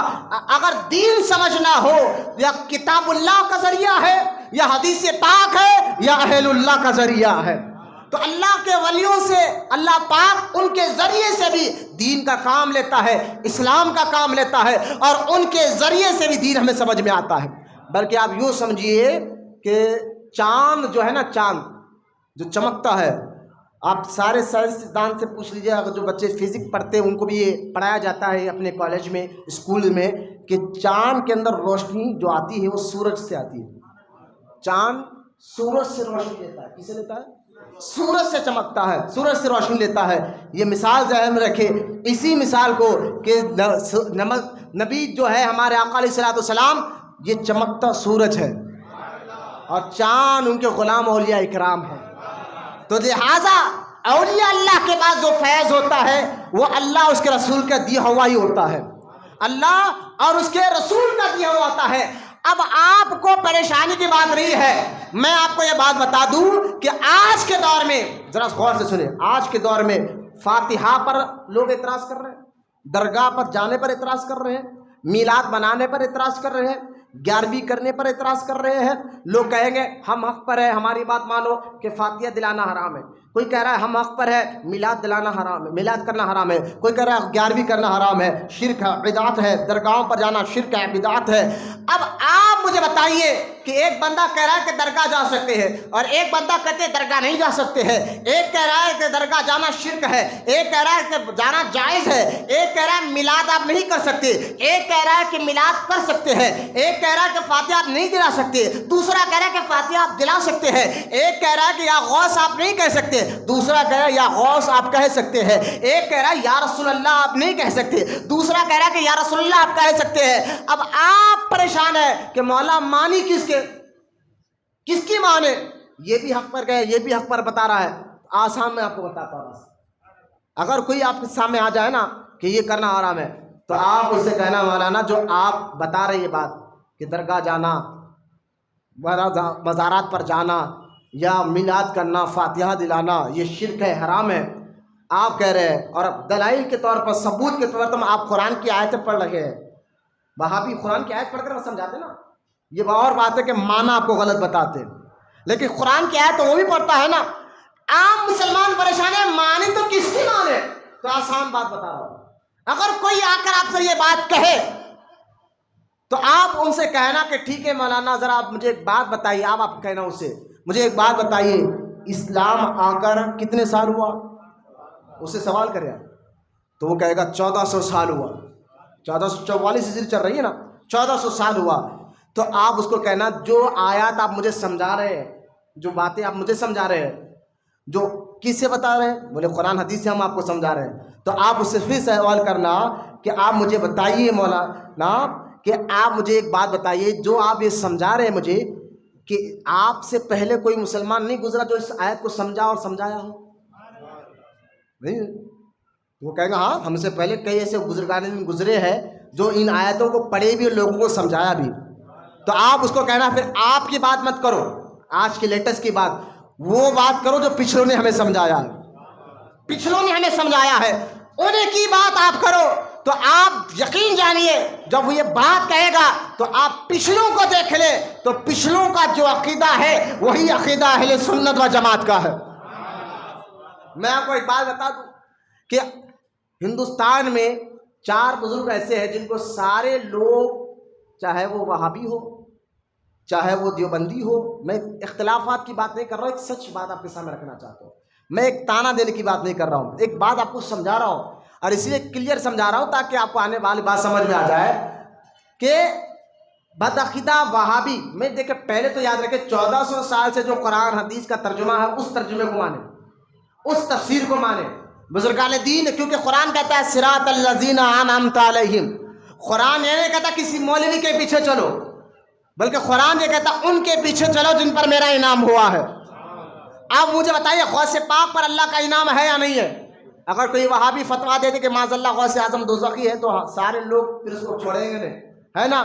لیکن کوئی وہابی دے نہیں سکتا، لیکن سب کو معلوم ہے کہ غوث اعظم جنتی ہے، غریب نواز جنتی ہے۔ ہم نے کہا ان جنتیوں کا عقیدہ بتاؤ، تمہاری بات ہمیں کیوں تھوپ رہے ہو؟ وہ جنتی میلاد کرتے تھے، بالکل غوث اعظم میلاد کرتے تھے، غوث اعظم فاتحہ دلاتے تھے، غوث اعظم ہمارے نبی کو یا رسول اللہ کہہ کر پکارتے تھے، غوث اعظم ہمارے نبی کے بارے میں عقیدہ رکھتے تھے کہ اللہ کے بتانے سے نبی کو اللہ نے غیب کی خبر عطا فرمائی ہے، اللہ کے بتانے سے نبی سب جانتے ہیں۔ میں نے کہا جو غوث اعظم کا عقیدہ وہی عقیدہ بیان کر، جو غریب نواز کا عقیدہ وہی عقیدہ بیان کر۔ وہ کہا نہیں میری بات مانو، میں نے آپ کہا قرآن یہ نہیں کہتا کہ تیری بات مانو، قرآن وہ کہتا کہ ان کی بات مانو جن پر میرا انعام ہوا ہے، جن پر میرا انعام ہوا ہے۔ لہٰذا اب غور کرتے جائیے کہ اگر یہ بات بہت آسان کر کے میں آپ کو سمجھا رہا ہوں کہ اولیاء اللہ ان کے ذریعے سے اللہ ہدایت دیتا ہے، ان کے ذریعے سے اللہ تعالیٰ ہدایت کا ذریعہ یہ بزرگان دین ہے، اسی بزرگان دینوں نے دین کو بچایا ہے، اسی نبی کے غلاموں نے اسلام کو بچایا ہے۔ لہٰذا اس کو آپ غور کرتے چلے کہ اسلام اب ان بزرگان دین میں، اب جیسا کہ آپ دیکھیں 4 بزرگ ایسے میں جو بتا رہا تھا ہندوستان میں جن کے بارے میں ہر کوئی کہتا ہے کہ یہ جنتی ہے۔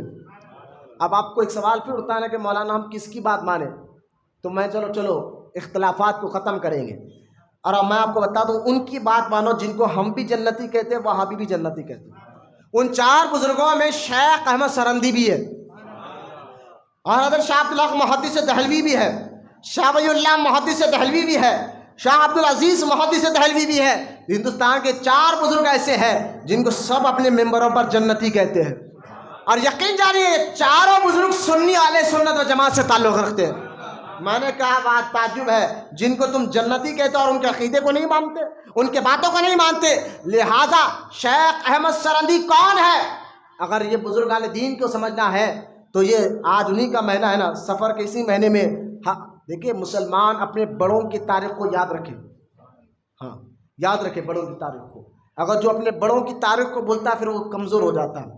ہمارے بزرگان دین میں ہندوستان میں خاص طور انڈیا میں کہ ہندوستان میں شیخ احمد سرہندی رضی اللہ تعالیٰ عنہ کا بہت بڑا احسان ہے، بہت بڑا احسان ہے ہمارے پر۔ آپ کہیں گے وہ کیسا؟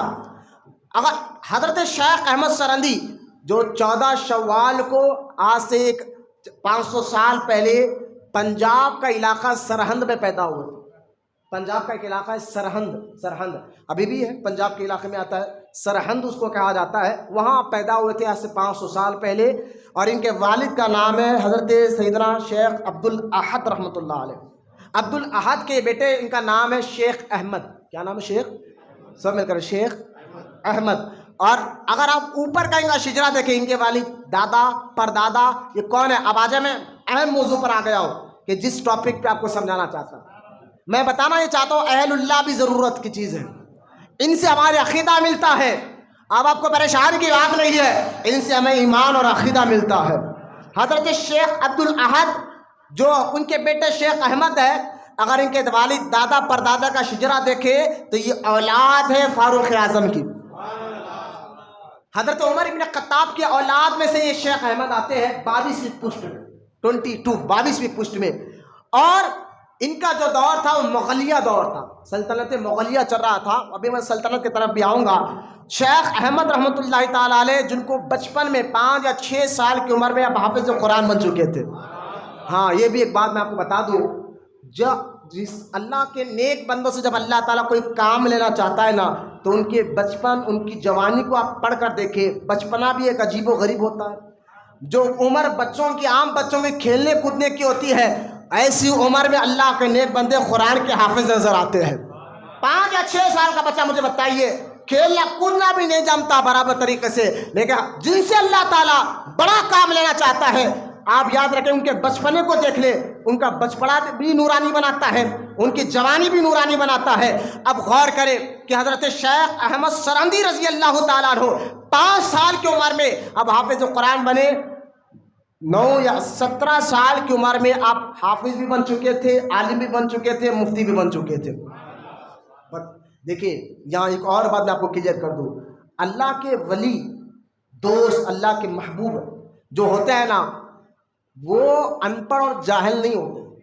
ہاں، جس کو آج ہم وہ لمبے بال والوں کو سمجھ لیتے ہیں نا، جو گانجے کے سگریٹا پی رہے ہیں معاذ اللہ قبرستانوں میں بیٹھ کر، بزرگان دین کے آستانوں کو بدنام کر رہے ہیں، ایسے ڈھونگیوں سے اللہ ہماری آپ کی ایمان کے عقیدے کی حفاظت فرمائے۔ جہاں وہابیوں اور بدعقیدوں سے ہمیں نقصان ہے، وہاں ان چرسیوں سے اور یہ گانجا بازوں سے بھی ہمیں نقصان پہنچ رہا ہے۔ انہی کو دیکھ کر لوگ کہتے دیکھو یہ سنی ہوتا ہے، بیٹے سامنے آ جا بیٹا، بڑے بوڑھے اگر ٹیکا لے کے بیٹھے تو بیٹھنے دو، اگر آپ کو تکلیف ہے تو بیٹھو، اگر باقی آپ کو کمر میں درد ہے، ورنہ آپ لوگ میری طرف دیکھیں، کوئی پیچھے مت دیکھیں۔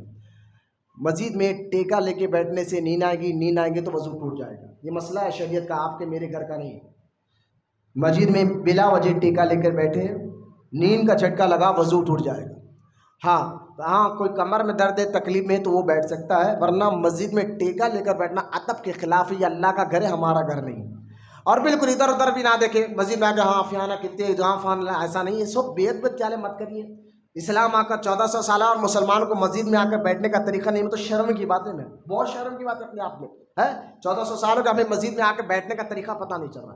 مسجد میں پانی چھلکتے ہوئے آنا، ادھر ادھر دیکھتے بیٹھنا، ہاتھ ٹیک کے بیٹھنا، بھزار کی کو بیٹھنا، ایسے اترے ہوئے چہرے نہ لے کر بیٹھے، چہروں پہ حشاشی بشاشی لائیے اپنے آپ پر۔ آپ مسجد میں بیٹھے ہوئے، مسجد میں نے ابھی کہا نا، مسجد میں نماز کے انتظار میں بیٹھنا بھی عبادت ہے، آپ کو نیکیاں مل رہا ہے، آپ خالی کہاں بیٹھے ہوئے ہیں، اور ساتھ ہی ساتھ آپ کا ایمان اور عقیدہ بھی مضبوط ہو رہا ہے۔ خدا کے واسطے چہروں پر داسی نالائے محبت سے درود پاک پڑھے مرتبہ اللہم صلی علی سیدنا محمد معدن الجود والکرم وعلی آلہ وبارک وسلم۔ یہ سمجھانے کے بعد کہ اولیاء اللہ بھی ہدایت کا ذریعہ ہے، یہ قرآن سے ثابت ہے، یہ سمجھا چکا ہوں میں آپ کو۔ اب انہی اولیاء اللہ میں بزرگ ہے شیخ احمد، جو ہندوستان میں پیدا ہوئے، ان کا کیا احسان ہے میں ابھی آپ کو بتا رہا ہوں۔ پہلے ان کی زندگی کو دیکھیں، خاندانی اعتبار سے یہ فاروقی ہے، اور بچپنا میں نے بتا دیا 5 سال 10 سال کے اور 9 سال کی عمر میں کہ حافظ اور عالم بن چکے تھے۔ پتہ چلا اللہ تعالیٰ جس سے کام لینا چاہتا ہے دین اور اسلام کا، ان کو جاہل نہیں رکھتا، اگر وہ پیدائشی طور پر اللہ تعالیٰ ان کو سمجھ عقل اتنی دیتا ہے کہ بڑے بڑے سمجھدار بھی ان کے سامنے پریشان ہو جاتے ہیں۔ تو معلوم یہ اللہ والے ایسے ہوتے ہیں، نمازی، پرہیزگار، تقویٰ، چہرے پر سنت کے مطابق داڑھی، کوئی سنت نہیں چھوڑتے، دین پر عمل کرنا مضبوطی کے ساتھ، پہاڑ کی طرح دین پر عمل کرنا۔ یہ گانجا پیتے ہوئے نماز چھوڑنے والے، ہاتھوں میں 10 انگوٹھیاں، اتنے بڑے بڑے کڑے، شرم ہے یار، شرم کی بات ہے۔ کیا حساب سے تم کڑے پہنتے ہو؟ تمہیں معلوم ہے کڑے پہننا؟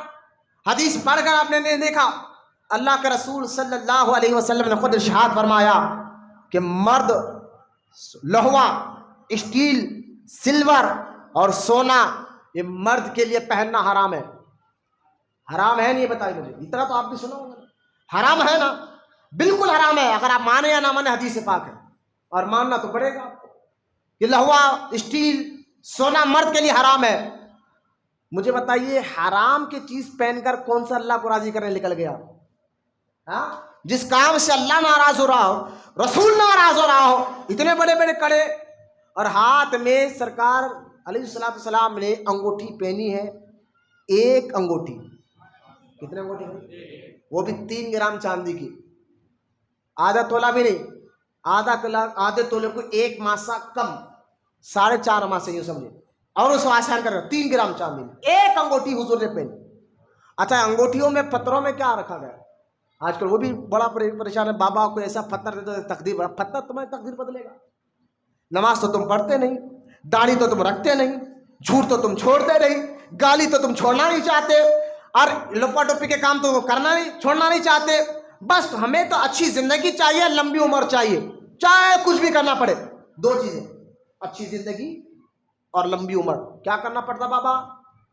اور وہ بابا اگر ہمارا ہرس اور لالچ, حدیث میں سرکار نے فرمایا نا, دو چیزیں اگر کسی کو لگ جانا, ہرس یعنی لالچ اور دوسرا لمبی امیدیں, پھر بندہ جو ہے نا اس کا ایمان اور عقیدہ بھی ڈگمگا جاتا ہے.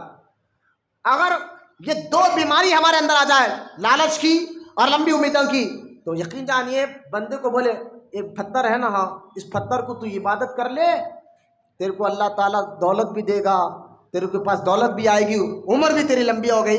تو ہم لالچی اتنے ہو گئے ہیں کہ ہم اللہ کو چھوڑ کر پتھر کی عبادت بھی کرنے لگ جائیں گے.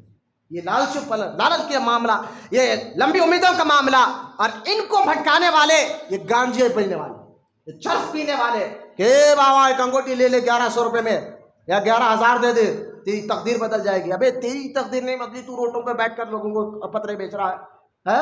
مسکرائیے, بات بھی سمجھیے, تانا نہیں دے رہا ہوں, سمجھا رہا ہوں بات کو. دین کیا ہے, اسلام کیا ہے, اور الحمدللہ کوئی یہ نہیں کہہ سکتا میں سنی نہیں ہوں.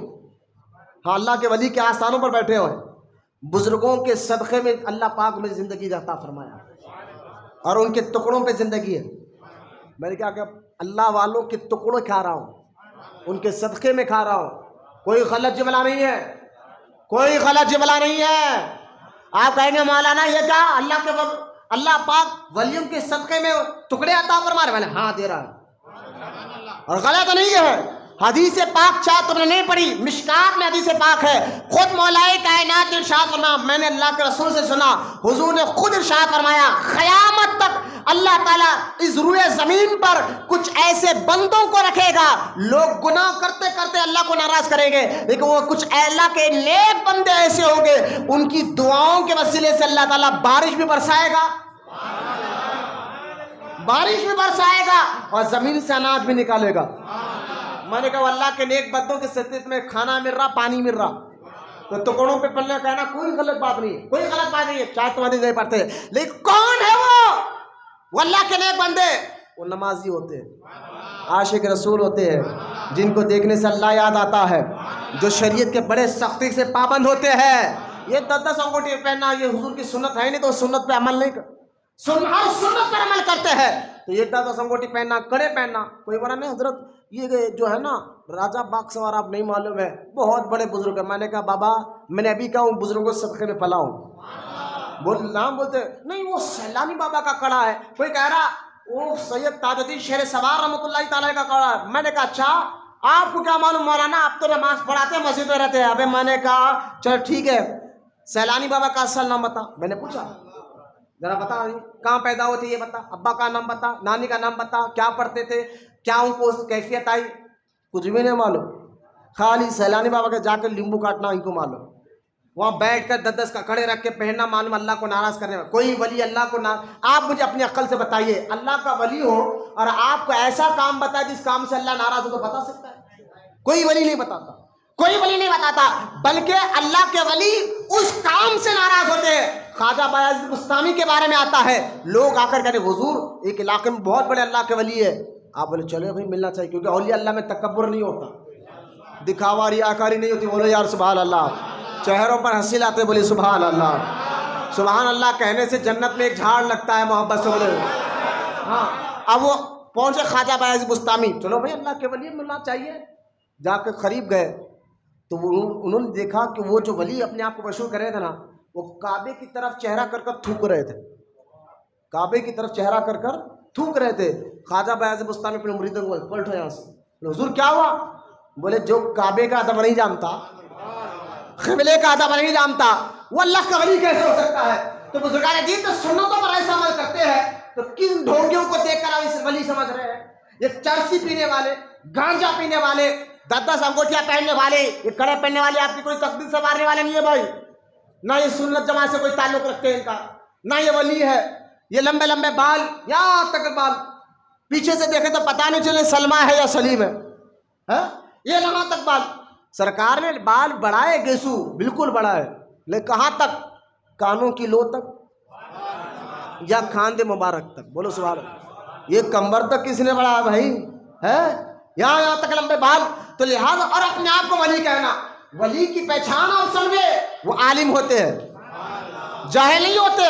شیخ احمد سرہندی کو میں نے آپ کو بتایا کہ کتنے بڑے ولی ہیں کہ خود جو ہے، میں آپ کو بتاتا ہوں کہ دیکھیں آپ اتنے بڑے ولی ہیں، ان کی روحانیت ایسی، ان کا تقویٰ پرہیزگاری ایسا کہ دین پر ولی کی ایک اور پہچان میں آپ کو بتاؤں، قرآن خود کہتا ہے الذین آمنوا وکانوا یتقون، سبحان اللہ بولے، الذین آمنوا جو ایمان والے ہوتے ہیں، وکانوا یتقون تقویٰ پرہیزگاری والے ہوتے ہیں۔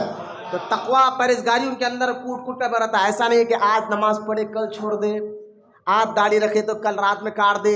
کوئی رمضانی حافظ بھی نہیں ہوتے ولی، ہے نا، بہت سے حافظ 11 مہینے تک کرکٹ کھیلتا یہ وہ، جیسا رمضان شریف کا مہینہ شروع ہونے والا تھا داڑھی رکھ رہا، تراویح پڑھا، اللہ اکبر۔ ایسے پوچھو کہ تراویح پڑھ لے، نہ تراویح میں روحانیت آ رہی، نہ مزہ آ رہا، نہ سکون آ رہا۔ بس مولانا سب سے زیادہ وہ امام کے پیچھے نماز پڑھنا ہے جو سب سے زیادہ اسپیڈ پڑھا ہے، بھلے ہی ہمیں قرآن کوئی سمجھ میں نہیں آئے، پیچھے ٹھہرنے والوں یا لمون تالمون کے سوا کچھ سمجھ میں نہیں، پرواہ نہیں، بس مولانا ٹائم پہ نماز ختم کر دو، 10 دن کے اندر ایک قرآن ختم، بہت زبردست کام کر لیا یہ، کیونکہ ہمارا دل کا لگے ہوا ہے جوں کے اڈوں پر، زنا کے اڈوں پر، شراب کے اڈوں پر، ہوٹلوں پر، چبوتروں پر، بس اس کی غیبت، اس کی چغلی، اس کی، بس یہ کام میں مزہ ہے بس۔ اور بابا کیسے بابا ہونا جو آپ کو مرید بناتے کہ کروڑ پتی بنا دے رہا، ابا ایسا پیر ہونا، مرید بنتے کہ کروڑ پتی، مرید بنتے کہ پریشانیاں ختم۔ میں نے کہا ایسے پیر تو نہ غوث پاک رضی اللہ تعالیٰ کا آج تک ایسے پیر نہیں ہے، پیر تو وہ ہوتا ہے جس کو مرید بننے کے وہ اللہ کے قریب ہو جائے، وہ اللہ رسول کے قریب ہو جائے، وہ تو پیر ہوتا ہے۔ اور ایسے پیروں کے مرید بننا چاہیے جو آپ کو اللہ تک پہنچائے، جو آپ کو اللہ تک پہنچائے۔ کہانگے میاں سراج بیٹا باہر راستین چھوڑ کر آنا، مسجد میں نہیں، آپ لوگ میرے سامنے دیکھیں، پیچھے پلٹ کے مت دیکھیے، درود پاک پڑھے ایک مرتبہ۔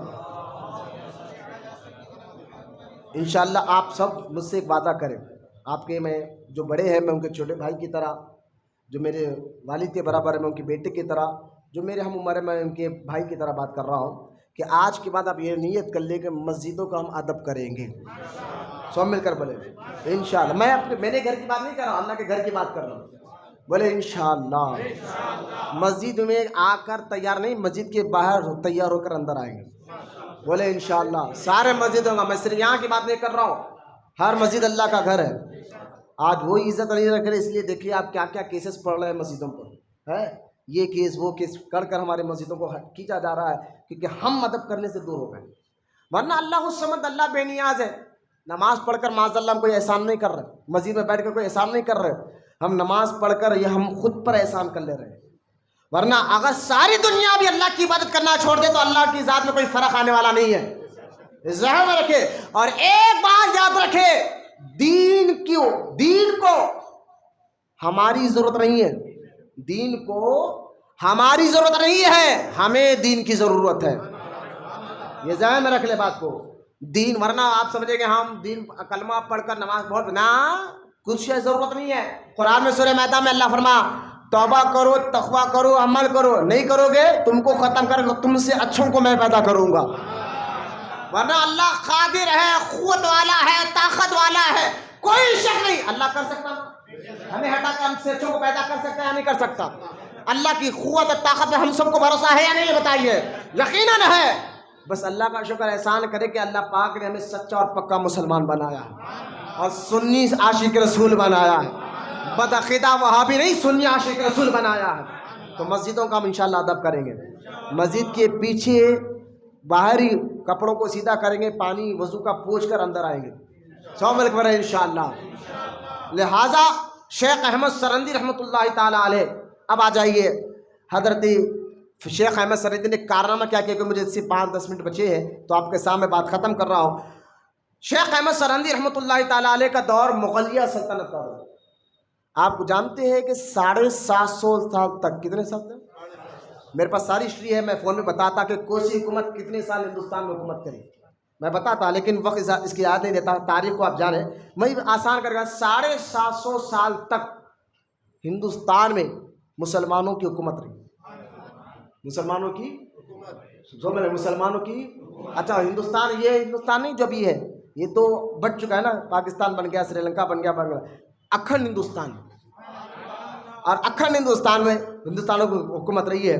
سب سے پہلے 97 سال تک شروعات میں مسلمانوں کی حکومت ہے وہ شہاب الدین غوری، شہاب الدین غوری حکومت 97 سال تک۔ اس کے بعد آئے سوری حکومت، لودھی حکومت، مغلیہ سلطنت جو ہے نا 2 سال ایک بار حکومت کری ہمایوں کے دور میں، اور 2 سال کے بعد جو ہے مغلیہ سلطنت کو پھر ایک سوری حکومت آئی، لڑ کر ایران کی طرف بھگا دی تھی۔ پھر یہ ایران کی طرف جا کر کئی سال کے بعد پھر ہندوستان پر حملہ کرے۔ اب دوسری بار جب مغلیہ سلطنت نے اب ہندوستان کو حکومت کو ہاتھ میں لیا تو 314 سال تک کرے۔ مغلیہ سلطنت بڑا سب سے لمبا ہے نا، 314 سال تک مغلیہ سلطنت چلی ہے۔ اور مغلیہ میں ہمایوں ہے، ظہیر الدین بابر ہے، جلال الدین اکبر ہے، جہانگیر ہے، شاہجہاں ہے، اورنگزیب ہے، آخری مظفر شاہ بہادر، آخری بادشاہ۔ تاریخ پر بات نہیں کرنا، میں مختصر سمجھا رہا ہوں۔ اب جو دور تھا اکبری کا، اکبر بادشاہ جس کا نام جلال الدین تھا، اس پر اس کو اکبر بادشاہ کہتے ہیں۔ اکبر بادشاہ کے دور میں اگر آپ اکبر بادشاہ کی زندگی کو آپ دیکھیں تو اکبر بادشاہ کی زندگی کو آپ 2 مرحلوں میں تقسیم کر سکتے ہو اس کی سلطنت کو۔ پہلے دور میں اکبر بادشاہ کیونکہ ہمایوں کا بیٹا، ہمایوں بھی بڑا اللہ رسول کا چاہنے والا، بزرگوں کا چاہنے والا، بولو نا سبحان۔ اچھا یہ اکبریہ دور، مغلیہ سلطنت کا یہ دور چل رہا ہے، اور غریب نواز کا دور غوری دور تھا۔ شہاب الدین غوری جو حملہ ہندوستان میں سب سے پہلے مسلم بادشاہ کا نام ہے شہاب الدین غوری۔ جب پرتھوی راج کو ہرانے کے بعد اس نے حکومت کیا، اور یہ چشتی تھا، سبحان اللہ، وہ چشتی تھا، چشتی۔ اس نے ڈائریکٹ غریب نواز کے ہاتھ میں ہاتھ دے کر مرید ہوا تھا۔ رجب میں بتاؤں گا، میں ہندوستان کا مسلم کا پہلا بادشاہ شہاب الدین غوری چشتی سلسلے کا تھا، بولو سبحان اللہ۔ ہاں سلسلے 800 سال 900 سال سے چلتے ہوئے آ رہے، آج کل کے نہیں ہوتے با قادری چیزوں کیا ہے۔ میں نے کہا یہ سلسلے ابھی انشاءاللہ 5 اکتوبر کو حضرت کا عرس شریف آئے گا، میں بتاؤں گا یہ سلسلے ہے کیا۔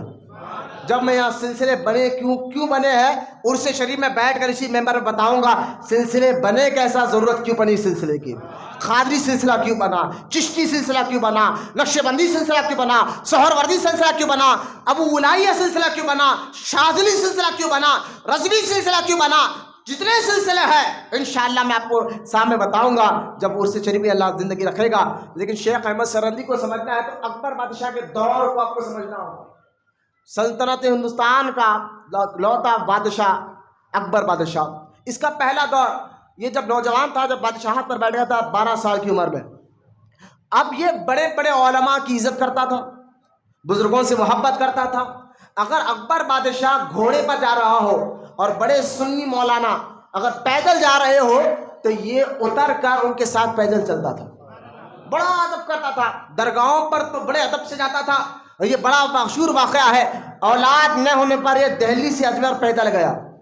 جب شروعات کے دور اکبر بادشاہ کا بڑا کٹر سنی، اللہ کا چاہنے، رسول کا چاہنے والا، بزرگوں کا چاہنے والا، علماء کا ادب کرنے والا، علماء کی عزت کرنے والا، علماء کو اپنے محل میں بٹھا کر ان کے بارے میں بڑے ان سے ادب کرتا، یہاں تک کہ ملا جیون رحمۃ اللہ تعالیٰ علیہ کے بہت بڑے استاد ہے، اکبر بادشاہ نے اپنے استاد کو جب وہ جانے لگے تو اپنی سیٹ سے اتر کر، بادشاہ ہے اکھنڈ ہندوستان کا بادشاہ، اپنی کرسی سے اتر کر ایک بڑے مولانا کے اپنے ہاتھ سے اس نے چپل بھی پہنوائی۔ لیکن بولتے ہیں نا صحبت اچھی ہے تو پھر سنگت بھی اچھی ہوتی ہے، مزاج بھی اچھی ہوتی ہے۔ اب ہمارا اکبر بادشاہ بگڑا غلط صحبت کی وجہ سے۔ اب یہ دوسرا جو دور چلا اکبر بادشاہ کو، جو ابو الفیض فیضی ایک مولوی تھا جو دوسرے عالموں سے چڑھتا تھا، اس نے کیا کیا، یار یہ اکبر تو بزرگوں کا بڑا چاہنے والا ہے، اب اس کو کیسے دور کرے۔ اب ان کی صحبت میں بیٹھ کر اکبر کا یہ ورغلانے لگا، یہ مولویہ کیا ہے، آپ تو بادشاہ ہے، یہ مسجد کا امام کیا ہے، مسجد کا مؤذن کیا ہے، آپ بادشاہ ہے، آپ ان کی عزت کیا کرتے۔ دھیرے دھیرے بات پھیلتے گئی، سمجھاتا رہا۔ دھیرے دھیرے اس کی بات میں آ کر دوسرے لوگوں کے گندے لوگوں کی صحبت میں بیٹھ کر اب یہ اسلام سے بیزار ہونے لگا، علماء سے بیزار ہونے لگا۔ آج جو لوگ ہیں نا اسلام سے جو بیزار ہوتے ہیں، سب سے پہلے اپنی مسجد کے اماموں سے جو بیزار ہوتے دیکھیے آپ، جو سنی اماموں کی بات کر رہا ہوں، وہابی کو تو ہم دھول بھی نہیں سمجھتے، نہ اس کے پیچھے نماز پڑھتے ہیں، لیکن جو سنی صحیح العقیدہ امام ہو ان کی عزت کرو، ان کی ایسا مت حضرت سے پہلے بھی آپ لوگوں کو سمجھا ہمیں، مسجد میں آپ لوگ میری طرف دیکھیں، کوئی پیچھے مت دیکھیں، یہ میں بیان بھی کر رہا ہوں، دین کا مسئلہ بھی آپ کو سمجھا رہا ہوں۔ حدیث میں سرکار نے فرمایا جو مسجد میں لوگوں کے کھاندوں کو پھیلاتے ہوئے آگے آتا ہے، اللہ کے رسول فرماتے ہیں وہ دوزخ میں جانے کا راستہ بناتا ہے۔ کہیں بھی یاد رکھیں، لوگوں کو کھاندے پھیلاتے ہوئے آنا نہ اللہ کو پسند ہے نہ رسول کو پسند ہے۔ جہاں جگہ ملی آج سے یہ وعدہ کریں وہاں بیٹھے گے، بولے انشاءاللہ وہیں بیٹھیں گے۔ یہ حدیث پہ آپ عمل کریں گے اپنی زندگی میں، سن کر ایک کان سے سنے ایک کان سے چھوڑے، پھر مکہ مسجد میں چلے گئے، وہ بھاگ گئے، لوگ ہٹا لے کے بھاگے نہ کرو بھائی۔ مسجد میں تم کس لیے آئے ہو؟ اللہ کو راضی کرنے کے لیے۔ کس لیے آئے ہو؟ یہاں پہ آ کے بیٹھے مقصد کیا ہے آپ کا؟ چلو اپنے آپ سے بولے کیوں آئے بھائی؟ تقریر سننے؟ بولے نہیں، اللہ کو راضی کرنے، کیونکہ مسجد میں بیٹھیں گے نیکیاں بھی ملیں گی، اللہ راضی بھی ہوتا ہے، بیان سن کر ایمان اور عقیدہ بھی مضبوط ہوتا ہے۔ لہذا یہ باتیں ذہن میں رکھے۔ اب آگے بڑھے، اکبر بادشاہ جو بگڑا، پہلے تو سنی تھا، بگڑا صحبت، غلط صحبت کی وجہ سے۔ آج ہمارا بھی مزاج ہوگا نا، اس کی ٹوپی اس کے سر، اس کی ٹوپی اس کے سر ہے نا، اس کا پیسہ ہڑپ لے، اس کا پیسہ ہڑپ لے، اس کے یہ پریشان کر دے۔ کیوں کہ ہماری صحبت دیکھ رہے ہم کس کے ساتھ بیٹھتے ہیں؟ روڈیوں کے ساتھ، سود خوروں کے ساتھ، لیڈروں کے ساتھ۔ ہمارا خاص دوست نمبر 1 شرابی، ہمارا خاص دوست ہے، نمبر 1 جواری ہمارا خاص دوست، علاقے کا مشہور روڈی ہمارا خاص دوست، ہم ان کے ساتھ بیٹھنے والے۔ اب بیٹھیں گے ایسوں کے ساتھ تو عادت بھی وہی چاہیے گی، مزاج بھی وہی چاہیے گی، وہی آپ سیکھیں گے۔ یہ میں نہیں کہہ رہا، حضور نے خود فرمایا کہ تم دوستی کرنے سے پہلے دوست کو دیکھ کر دوستی کرو۔ دوست کو دیکھ کر مطلب کیا ہے؟ وہ خوبصورت ہے، کالا ہے، گورا نہیں، دیکھ کر مراد اس کے اسلام کو دیکھو، اس کے مذہب کو دیکھو، اس کے اخلاق کو دیکھو، اس کے عقیدے کو دیکھو۔ کیوں؟ سرکار نے فرمایا کہ جو دوست کے ساتھ ہوتا ہے، دوست اپنے دوست کے طریقے پر ہوتا ہے، کہ دوست کے طریقے وہ چلنے کو پسند کرتا ہے۔ تو اگر ہمارے دوست آوارہ، لفے، لچنگے رہیں گے تو ہماری مزاج بھی لازم ہو جائے گی، ہے نا۔ اگر مٹھی چند دن گلاب کے ساتھ رہے تو یہ آج عقلی طور پر بھی ثبوت ہے نا کہ مٹی کے اندر خوشبو آ جاتی ہے۔ ارے خوشبو کا کام تو مٹی پھول کا تھا، مٹی میں کہاں سے خوشبو آ گئی؟ تو مٹی یہی کہے گی زبانی حال سے کمال میرا نہیں، کمال سچی صحبت کا ہے۔ میرا کوئی کمال ہے، صحبت اچھی ہے، میں پھول کے ساتھ رہتی ہوں اس لیے خوشبو میرے اندر بھی آ گئی ہے نا۔ تو اچھی صحبت کا اثر اچھا آئے گا۔ ہمارا اگر سابق علماء سے ہو، ہمارے دوست علماء ہو، مؤذن ہو، امام ہو، اچھے سنی صحیح العقیدہ والے ہو، تو انشاءاللہ ہمارا بھی مزاج ماں باپ کی عزت کرنے والا، حلال روٹی کمانے والا، حلال کام کرنے والا، گناہوں سے نفرت کرنے والا مزاج بنے گا۔ لیکن نہیں جناب، ہمارے لسٹ میں آپ دیکھ لیں ہمارا دوست وہ جو صبح اٹھتے کہ اس کی گالی سے فون بھی کرا تو بتا رہے وہ گالی دے کے بات کرا، کیا دوست ہے؟ دوست نہیں، گالی دے کے نو بات کریں گے فون کر کر، اماں بہن نہ جانے کیا گالیاں دیتے۔ اور حدیث میں سرکار نے فرمایا جو کسی نے کہ ماں کو گالی دے، حدیث ہے سرکار نے، جو کسی کی ماں کو گالی دے اس نے اپنے خود کی ماں کو گالی دی، کسی بہن کو گالی دے اپنے خود کی بہن کو گالی دی۔ لہذا جو ایسے دوست، یار دوست تو ایسا ہونا چاہیے جس کو دیکھنے سے اللہ یاد آتا ہے نا۔ تو لہذا صحبت اگر غلط ہو جائے، غلط صحبت ہو جائے، اب دیکھو میں اس کا اثر کتنا خطرناک ہوتا ہے میں آپ کو بتاتا ہوں۔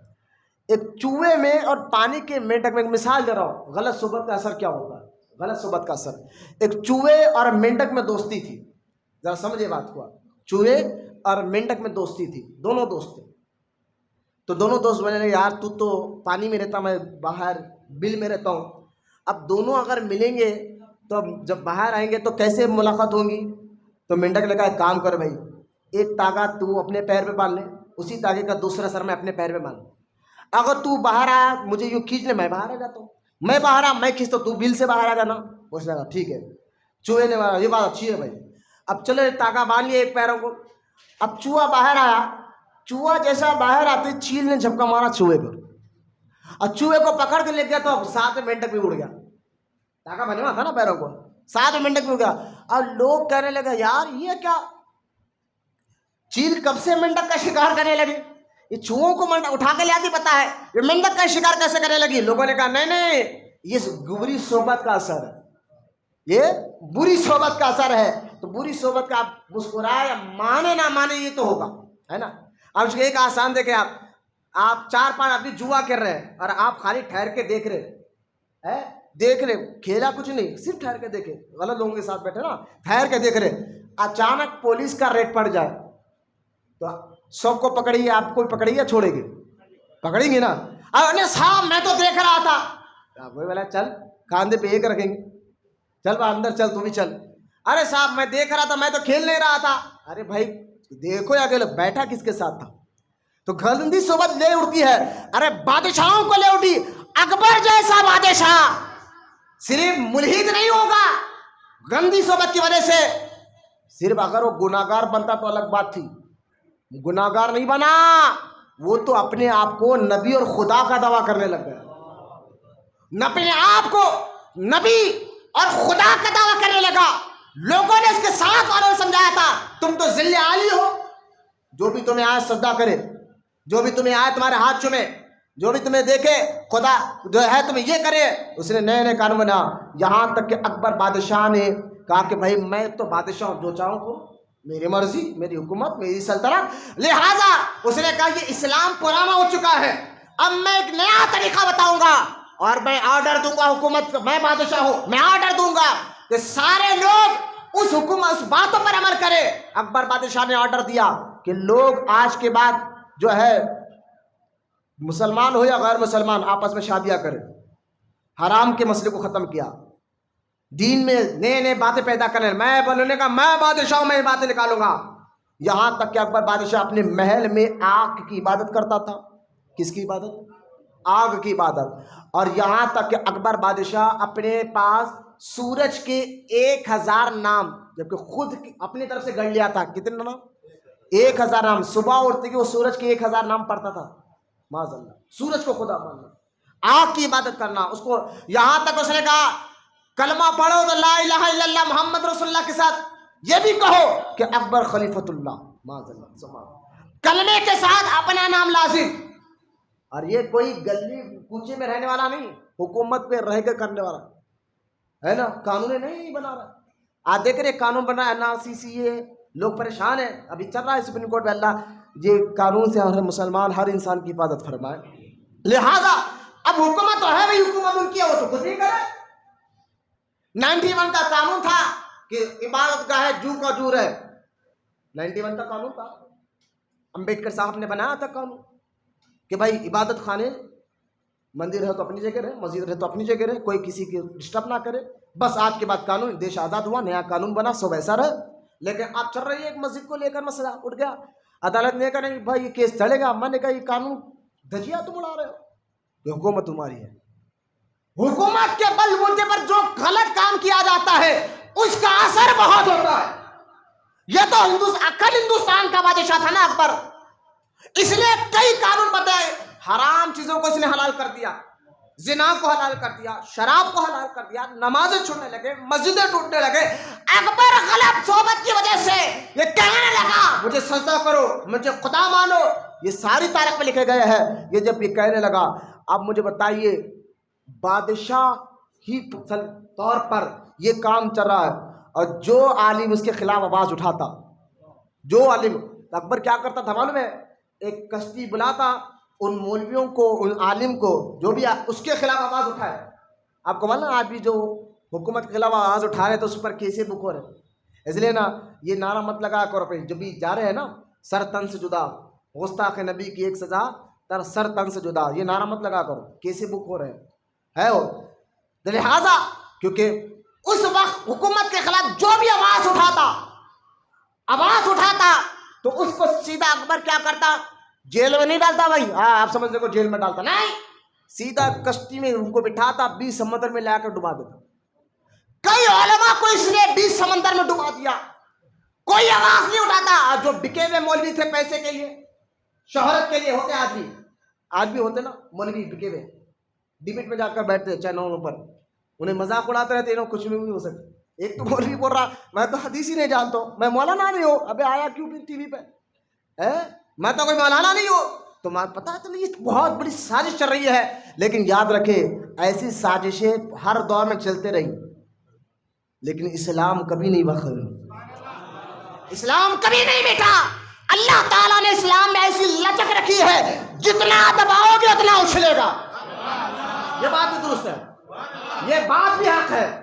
اب کیونکہ یہ اسلام قیامت تک رہنے والا ہے, اور اللہ نے کہا محبوب قرآن کی حفاظت کی ذمہ داری ہم خود لیتے ہیں. اس کا محافظ اللہ ہے. اس کا محافظ کون ہے؟ تو اللہ پاک ذریعے بناتے رہے گا. اکبر جو حکومت کے طور پر ہو رہا تھا, لوگ بددین ہو رہے تھے, دین سے دور ہو رہے تھے, نمازوں سے دور ہو رہے تھے, ایسے دور میں جو مولوی آواز اٹھاتا دبا دیا جاتا, مار دیا جاتا, ہلاک کیا جاتا. کون آواز اٹھائے بھائی؟ اور جو زہر خریدتے وہ تو اکبر صاحب جی ذل علی آپ تو بہت بڑے ہیں, آپ تو بادشاہ ہیں, آپ تو ہمارے سرتاج ہیں, اب ہم آپ کی عزت کریں گے. ذل علی چل رہا تھا مسئلہ.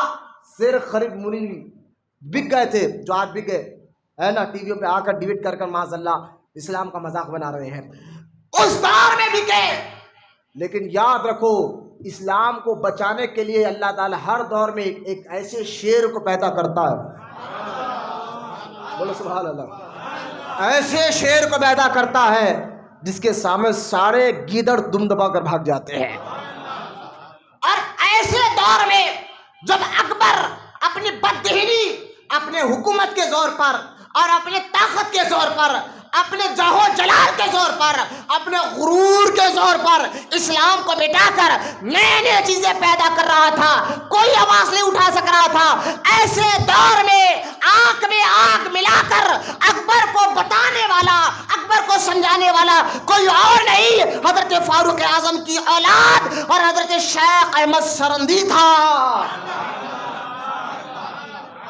شیخ احمد سرندی جب دیکھے, ہاں میرے دور میں فاروق اعظم کا خون ہے نا رگوں میں. کون ہے فاروق اعظم؟ جس کو دیکھ کر شیطان راستہ بدل لیتا تھا. ہاں یہ انہی کا بیٹا, انہی کا بیٹا. خون کمال کرتا ہے بھائی, ہاں خون میں اثر ہوتا ہے. اب یہ بچہ کس سے ڈرے؟ جن کو دیکھ کر شیطان ڈرتا تھا. ان کے والد کا مقام یہ تو ان کی اولاد تھی نا, باہر نکلا.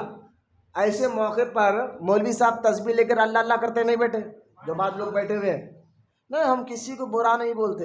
ارے بھائی لوگوں کو وہابی جو ہے سنی مسلمانوں کو بلا وجہ ڈھونگیوں کو بتا کر وہابی کر رہے ہیں, درگاہوں سے بزرگوں سے دور کر رہے ہیں, اور تم تسبیح لے کے بیٹھے. نہیں ہم کسی کو برا نہیں بولتے.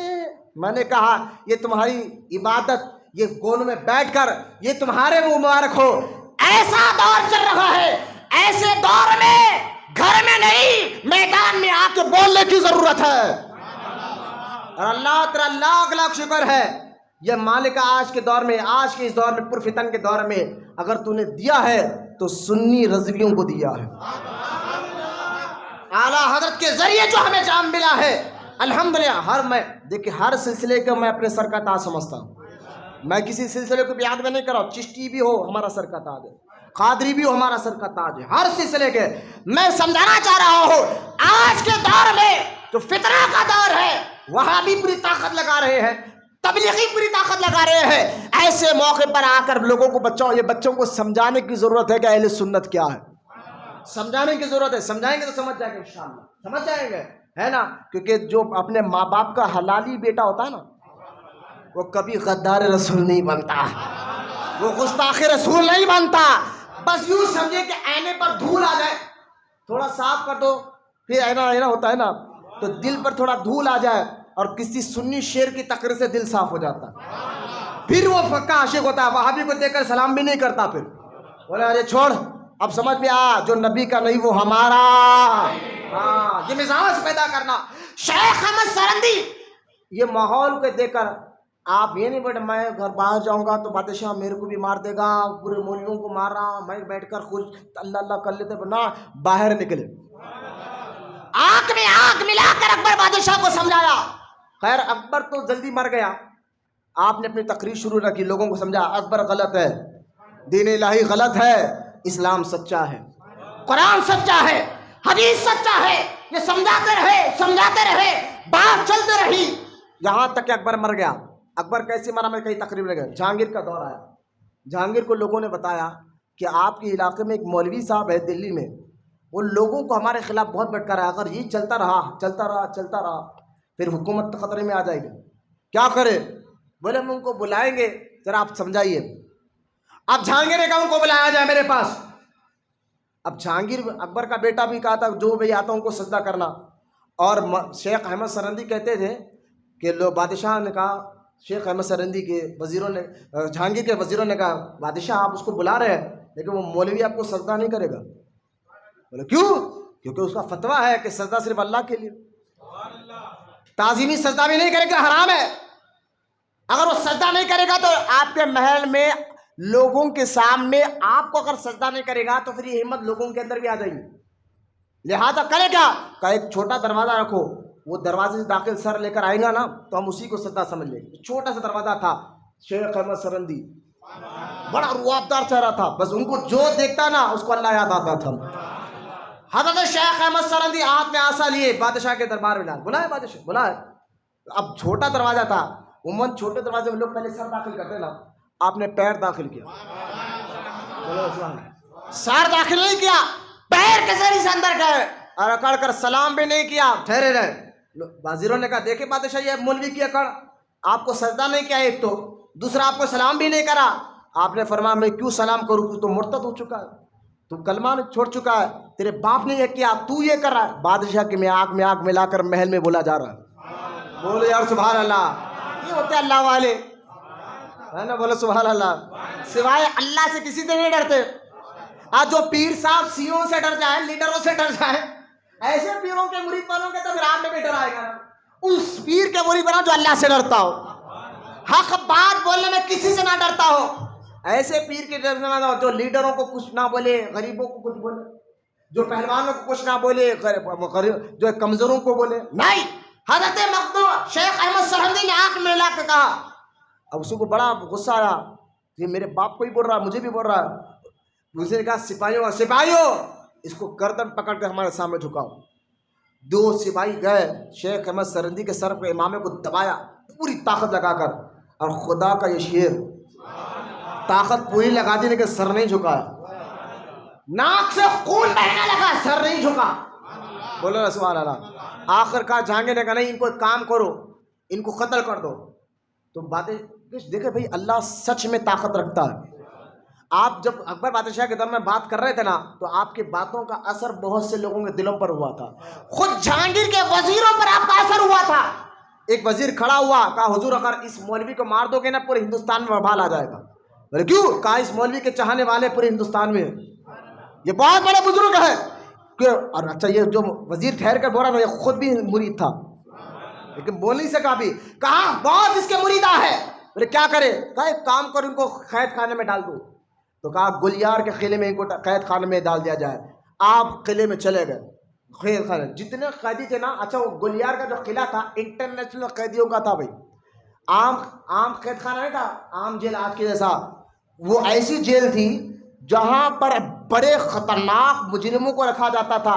وہ جیل میں حضرت شیخ احمد سرہندی کو ڈالا گیا صرف اس لیے کہ آپ اسلام کی بات کر رہے تھے، دین کی بات کر رہے تھے۔ 2 سال آپ اس قید خانے میں رہے، اور خدا کی قسم ان 2 سالوں میں جتنے وہ قیدی تھے وہ سب کے سب کلمہ پڑھ کر مسلمان بھی ہوئے اور اللہ کے ولی بھی بنے۔ صحبت میں اثر ہوتا ہے، ہاں اتنا بڑا ولی کے ساتھ ہو جائے۔ اب وہ قیدی جو ہے نا جس کی عادتیں گندی، جن کی مزاج گندی، وہ اچھے اخلاق والے بنے، اچھی مزاج والے بنے۔ اور ادھر جیل میں تھے، ادھر پورے وزیر، آپ کا ملتان کا گورنر، بنگال کا گورنر، پنجاب کا گورنر، یہ بڑے بڑے سی ایم اس دور کے وزیر اعظم، یہ مرید تھے شیخ احمد کے۔ انہوں نے بغاوت کر دی، بغاوت کر کر راجا کو کہا تم نے ہمارے پیر کو قید لایا، اب ہم آپ سے جنگ کریں گے۔ یہ تینوں نے اپنی فوج، ملتان، بنگال اور پنجاب، یہ تینوں نے فوج کے ایک جگہ کیا۔ جہانگیر کی ان سے خلاف لڑائی ہوئی، اس جنگ میں جہانگیر ہار گیا، جہانگیر ہار گیا۔ جہانگیر کو ان تینوں نے، مرید تھے نا شیخ احمد کے، پکڑا، قید خانے میں ڈالا اور جا کر کہا حضور ہم آپ کے مرید ہیں۔ جیل خانے میں گئے، کہا ہم آپ کے مرید ہیں، بادشاہ کو ہم نے قید خانے میں ڈال دیا، ہندوستان کی سیٹ خالی ہے، آئیے بیٹھیے۔ کہا بیٹھ جائیے آپ کی سیٹ ہے۔ شیخ احمد سرہندی نے کہا میرے مریدوں میں نے یہ آواز سیٹ کے لیے نہیں کیا ہے، اور بولو یار سبحان اللہ، ارے کرسی ہے یار، ہندوستان کی سیٹ مل رہی ہے بیٹھنے کے لیے۔ کہا نہیں، آپ نے فرمایا میرا اختلاف جہانگیر سے سیٹ کے لیے دولت کے لیے نہیں تھا، دین کے لیے تھا، اسلام کے لیے تھا، اللہ کی رضا کے لیے تھا۔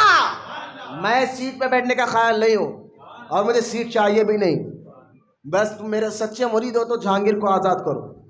ادھر مریدوں کو تائید کرے، ادھر جہانگیر قید خانے میں رات میں سو رہا ہے، حضور خواب میں آئے، کہا ہماری خاندان کے بچے کو تم نے پکڑ لیا، توبہ کر ورنہ ابھی دوزخ میں جائے گا۔ ادھر جہانگیر یہ خواب دے کر اٹھا، پریشان ہے، ادھر جو اسی کے وزیروں نے پکڑ کر خیرا وہ آئے، آ کر کہا بادشاہ باہر آئیے، بولے کیوں؟ کیونکہ ہمارے پیر کا حکم ہے، آپ باہر آئیے اور یہ کرسی آپ کی، یہ جگہ آپ کی، آپ بیٹھ جائیے۔ جہانگیر نے کہا میں بیٹھوں گا لیکن پہلے مجھے گلیار لے کر چلو، تمہارے پیر کے قدموں میں لے کر چلو۔ کہا حضور باہر آ جائیے، مجھے معاف کر دیجیے، مجھے میرے نبی نے بھی خواب میں آ کر کہا، اب میں آپ کو چاہتا ہوں کہ آپ باہر آ جائیے۔ شیخ احمد سرہندی نے کہا جہانگیر ایک شرط پر باہر آؤں گا ایک شرط پر۔ کیا؟ جو تیرے باپ نے جو تو نے غلط قانون بنایا اس کو سب ختم کر۔ پھر دین کا بول والا نا، میں یہ نہیں تو کہہ رہا اسلام میں اتنی لچک دی، جتنا دباؤ گے اتنا اشد گا۔ شیخ احمد سرہندی رضی اللہ تعالیٰ عنہ کی بات کو مانا، اور یہی جہانگیر کہتا حضور میں آپ جو کہو گے سارے ہندوستان میں وہی قانون چلے گا۔ باہر آئے اور پھر مذہب اسلام، دین، قرآن حدیث کا قانون چلنا شروع ہوا، سارے خرافات ختم ہوئے۔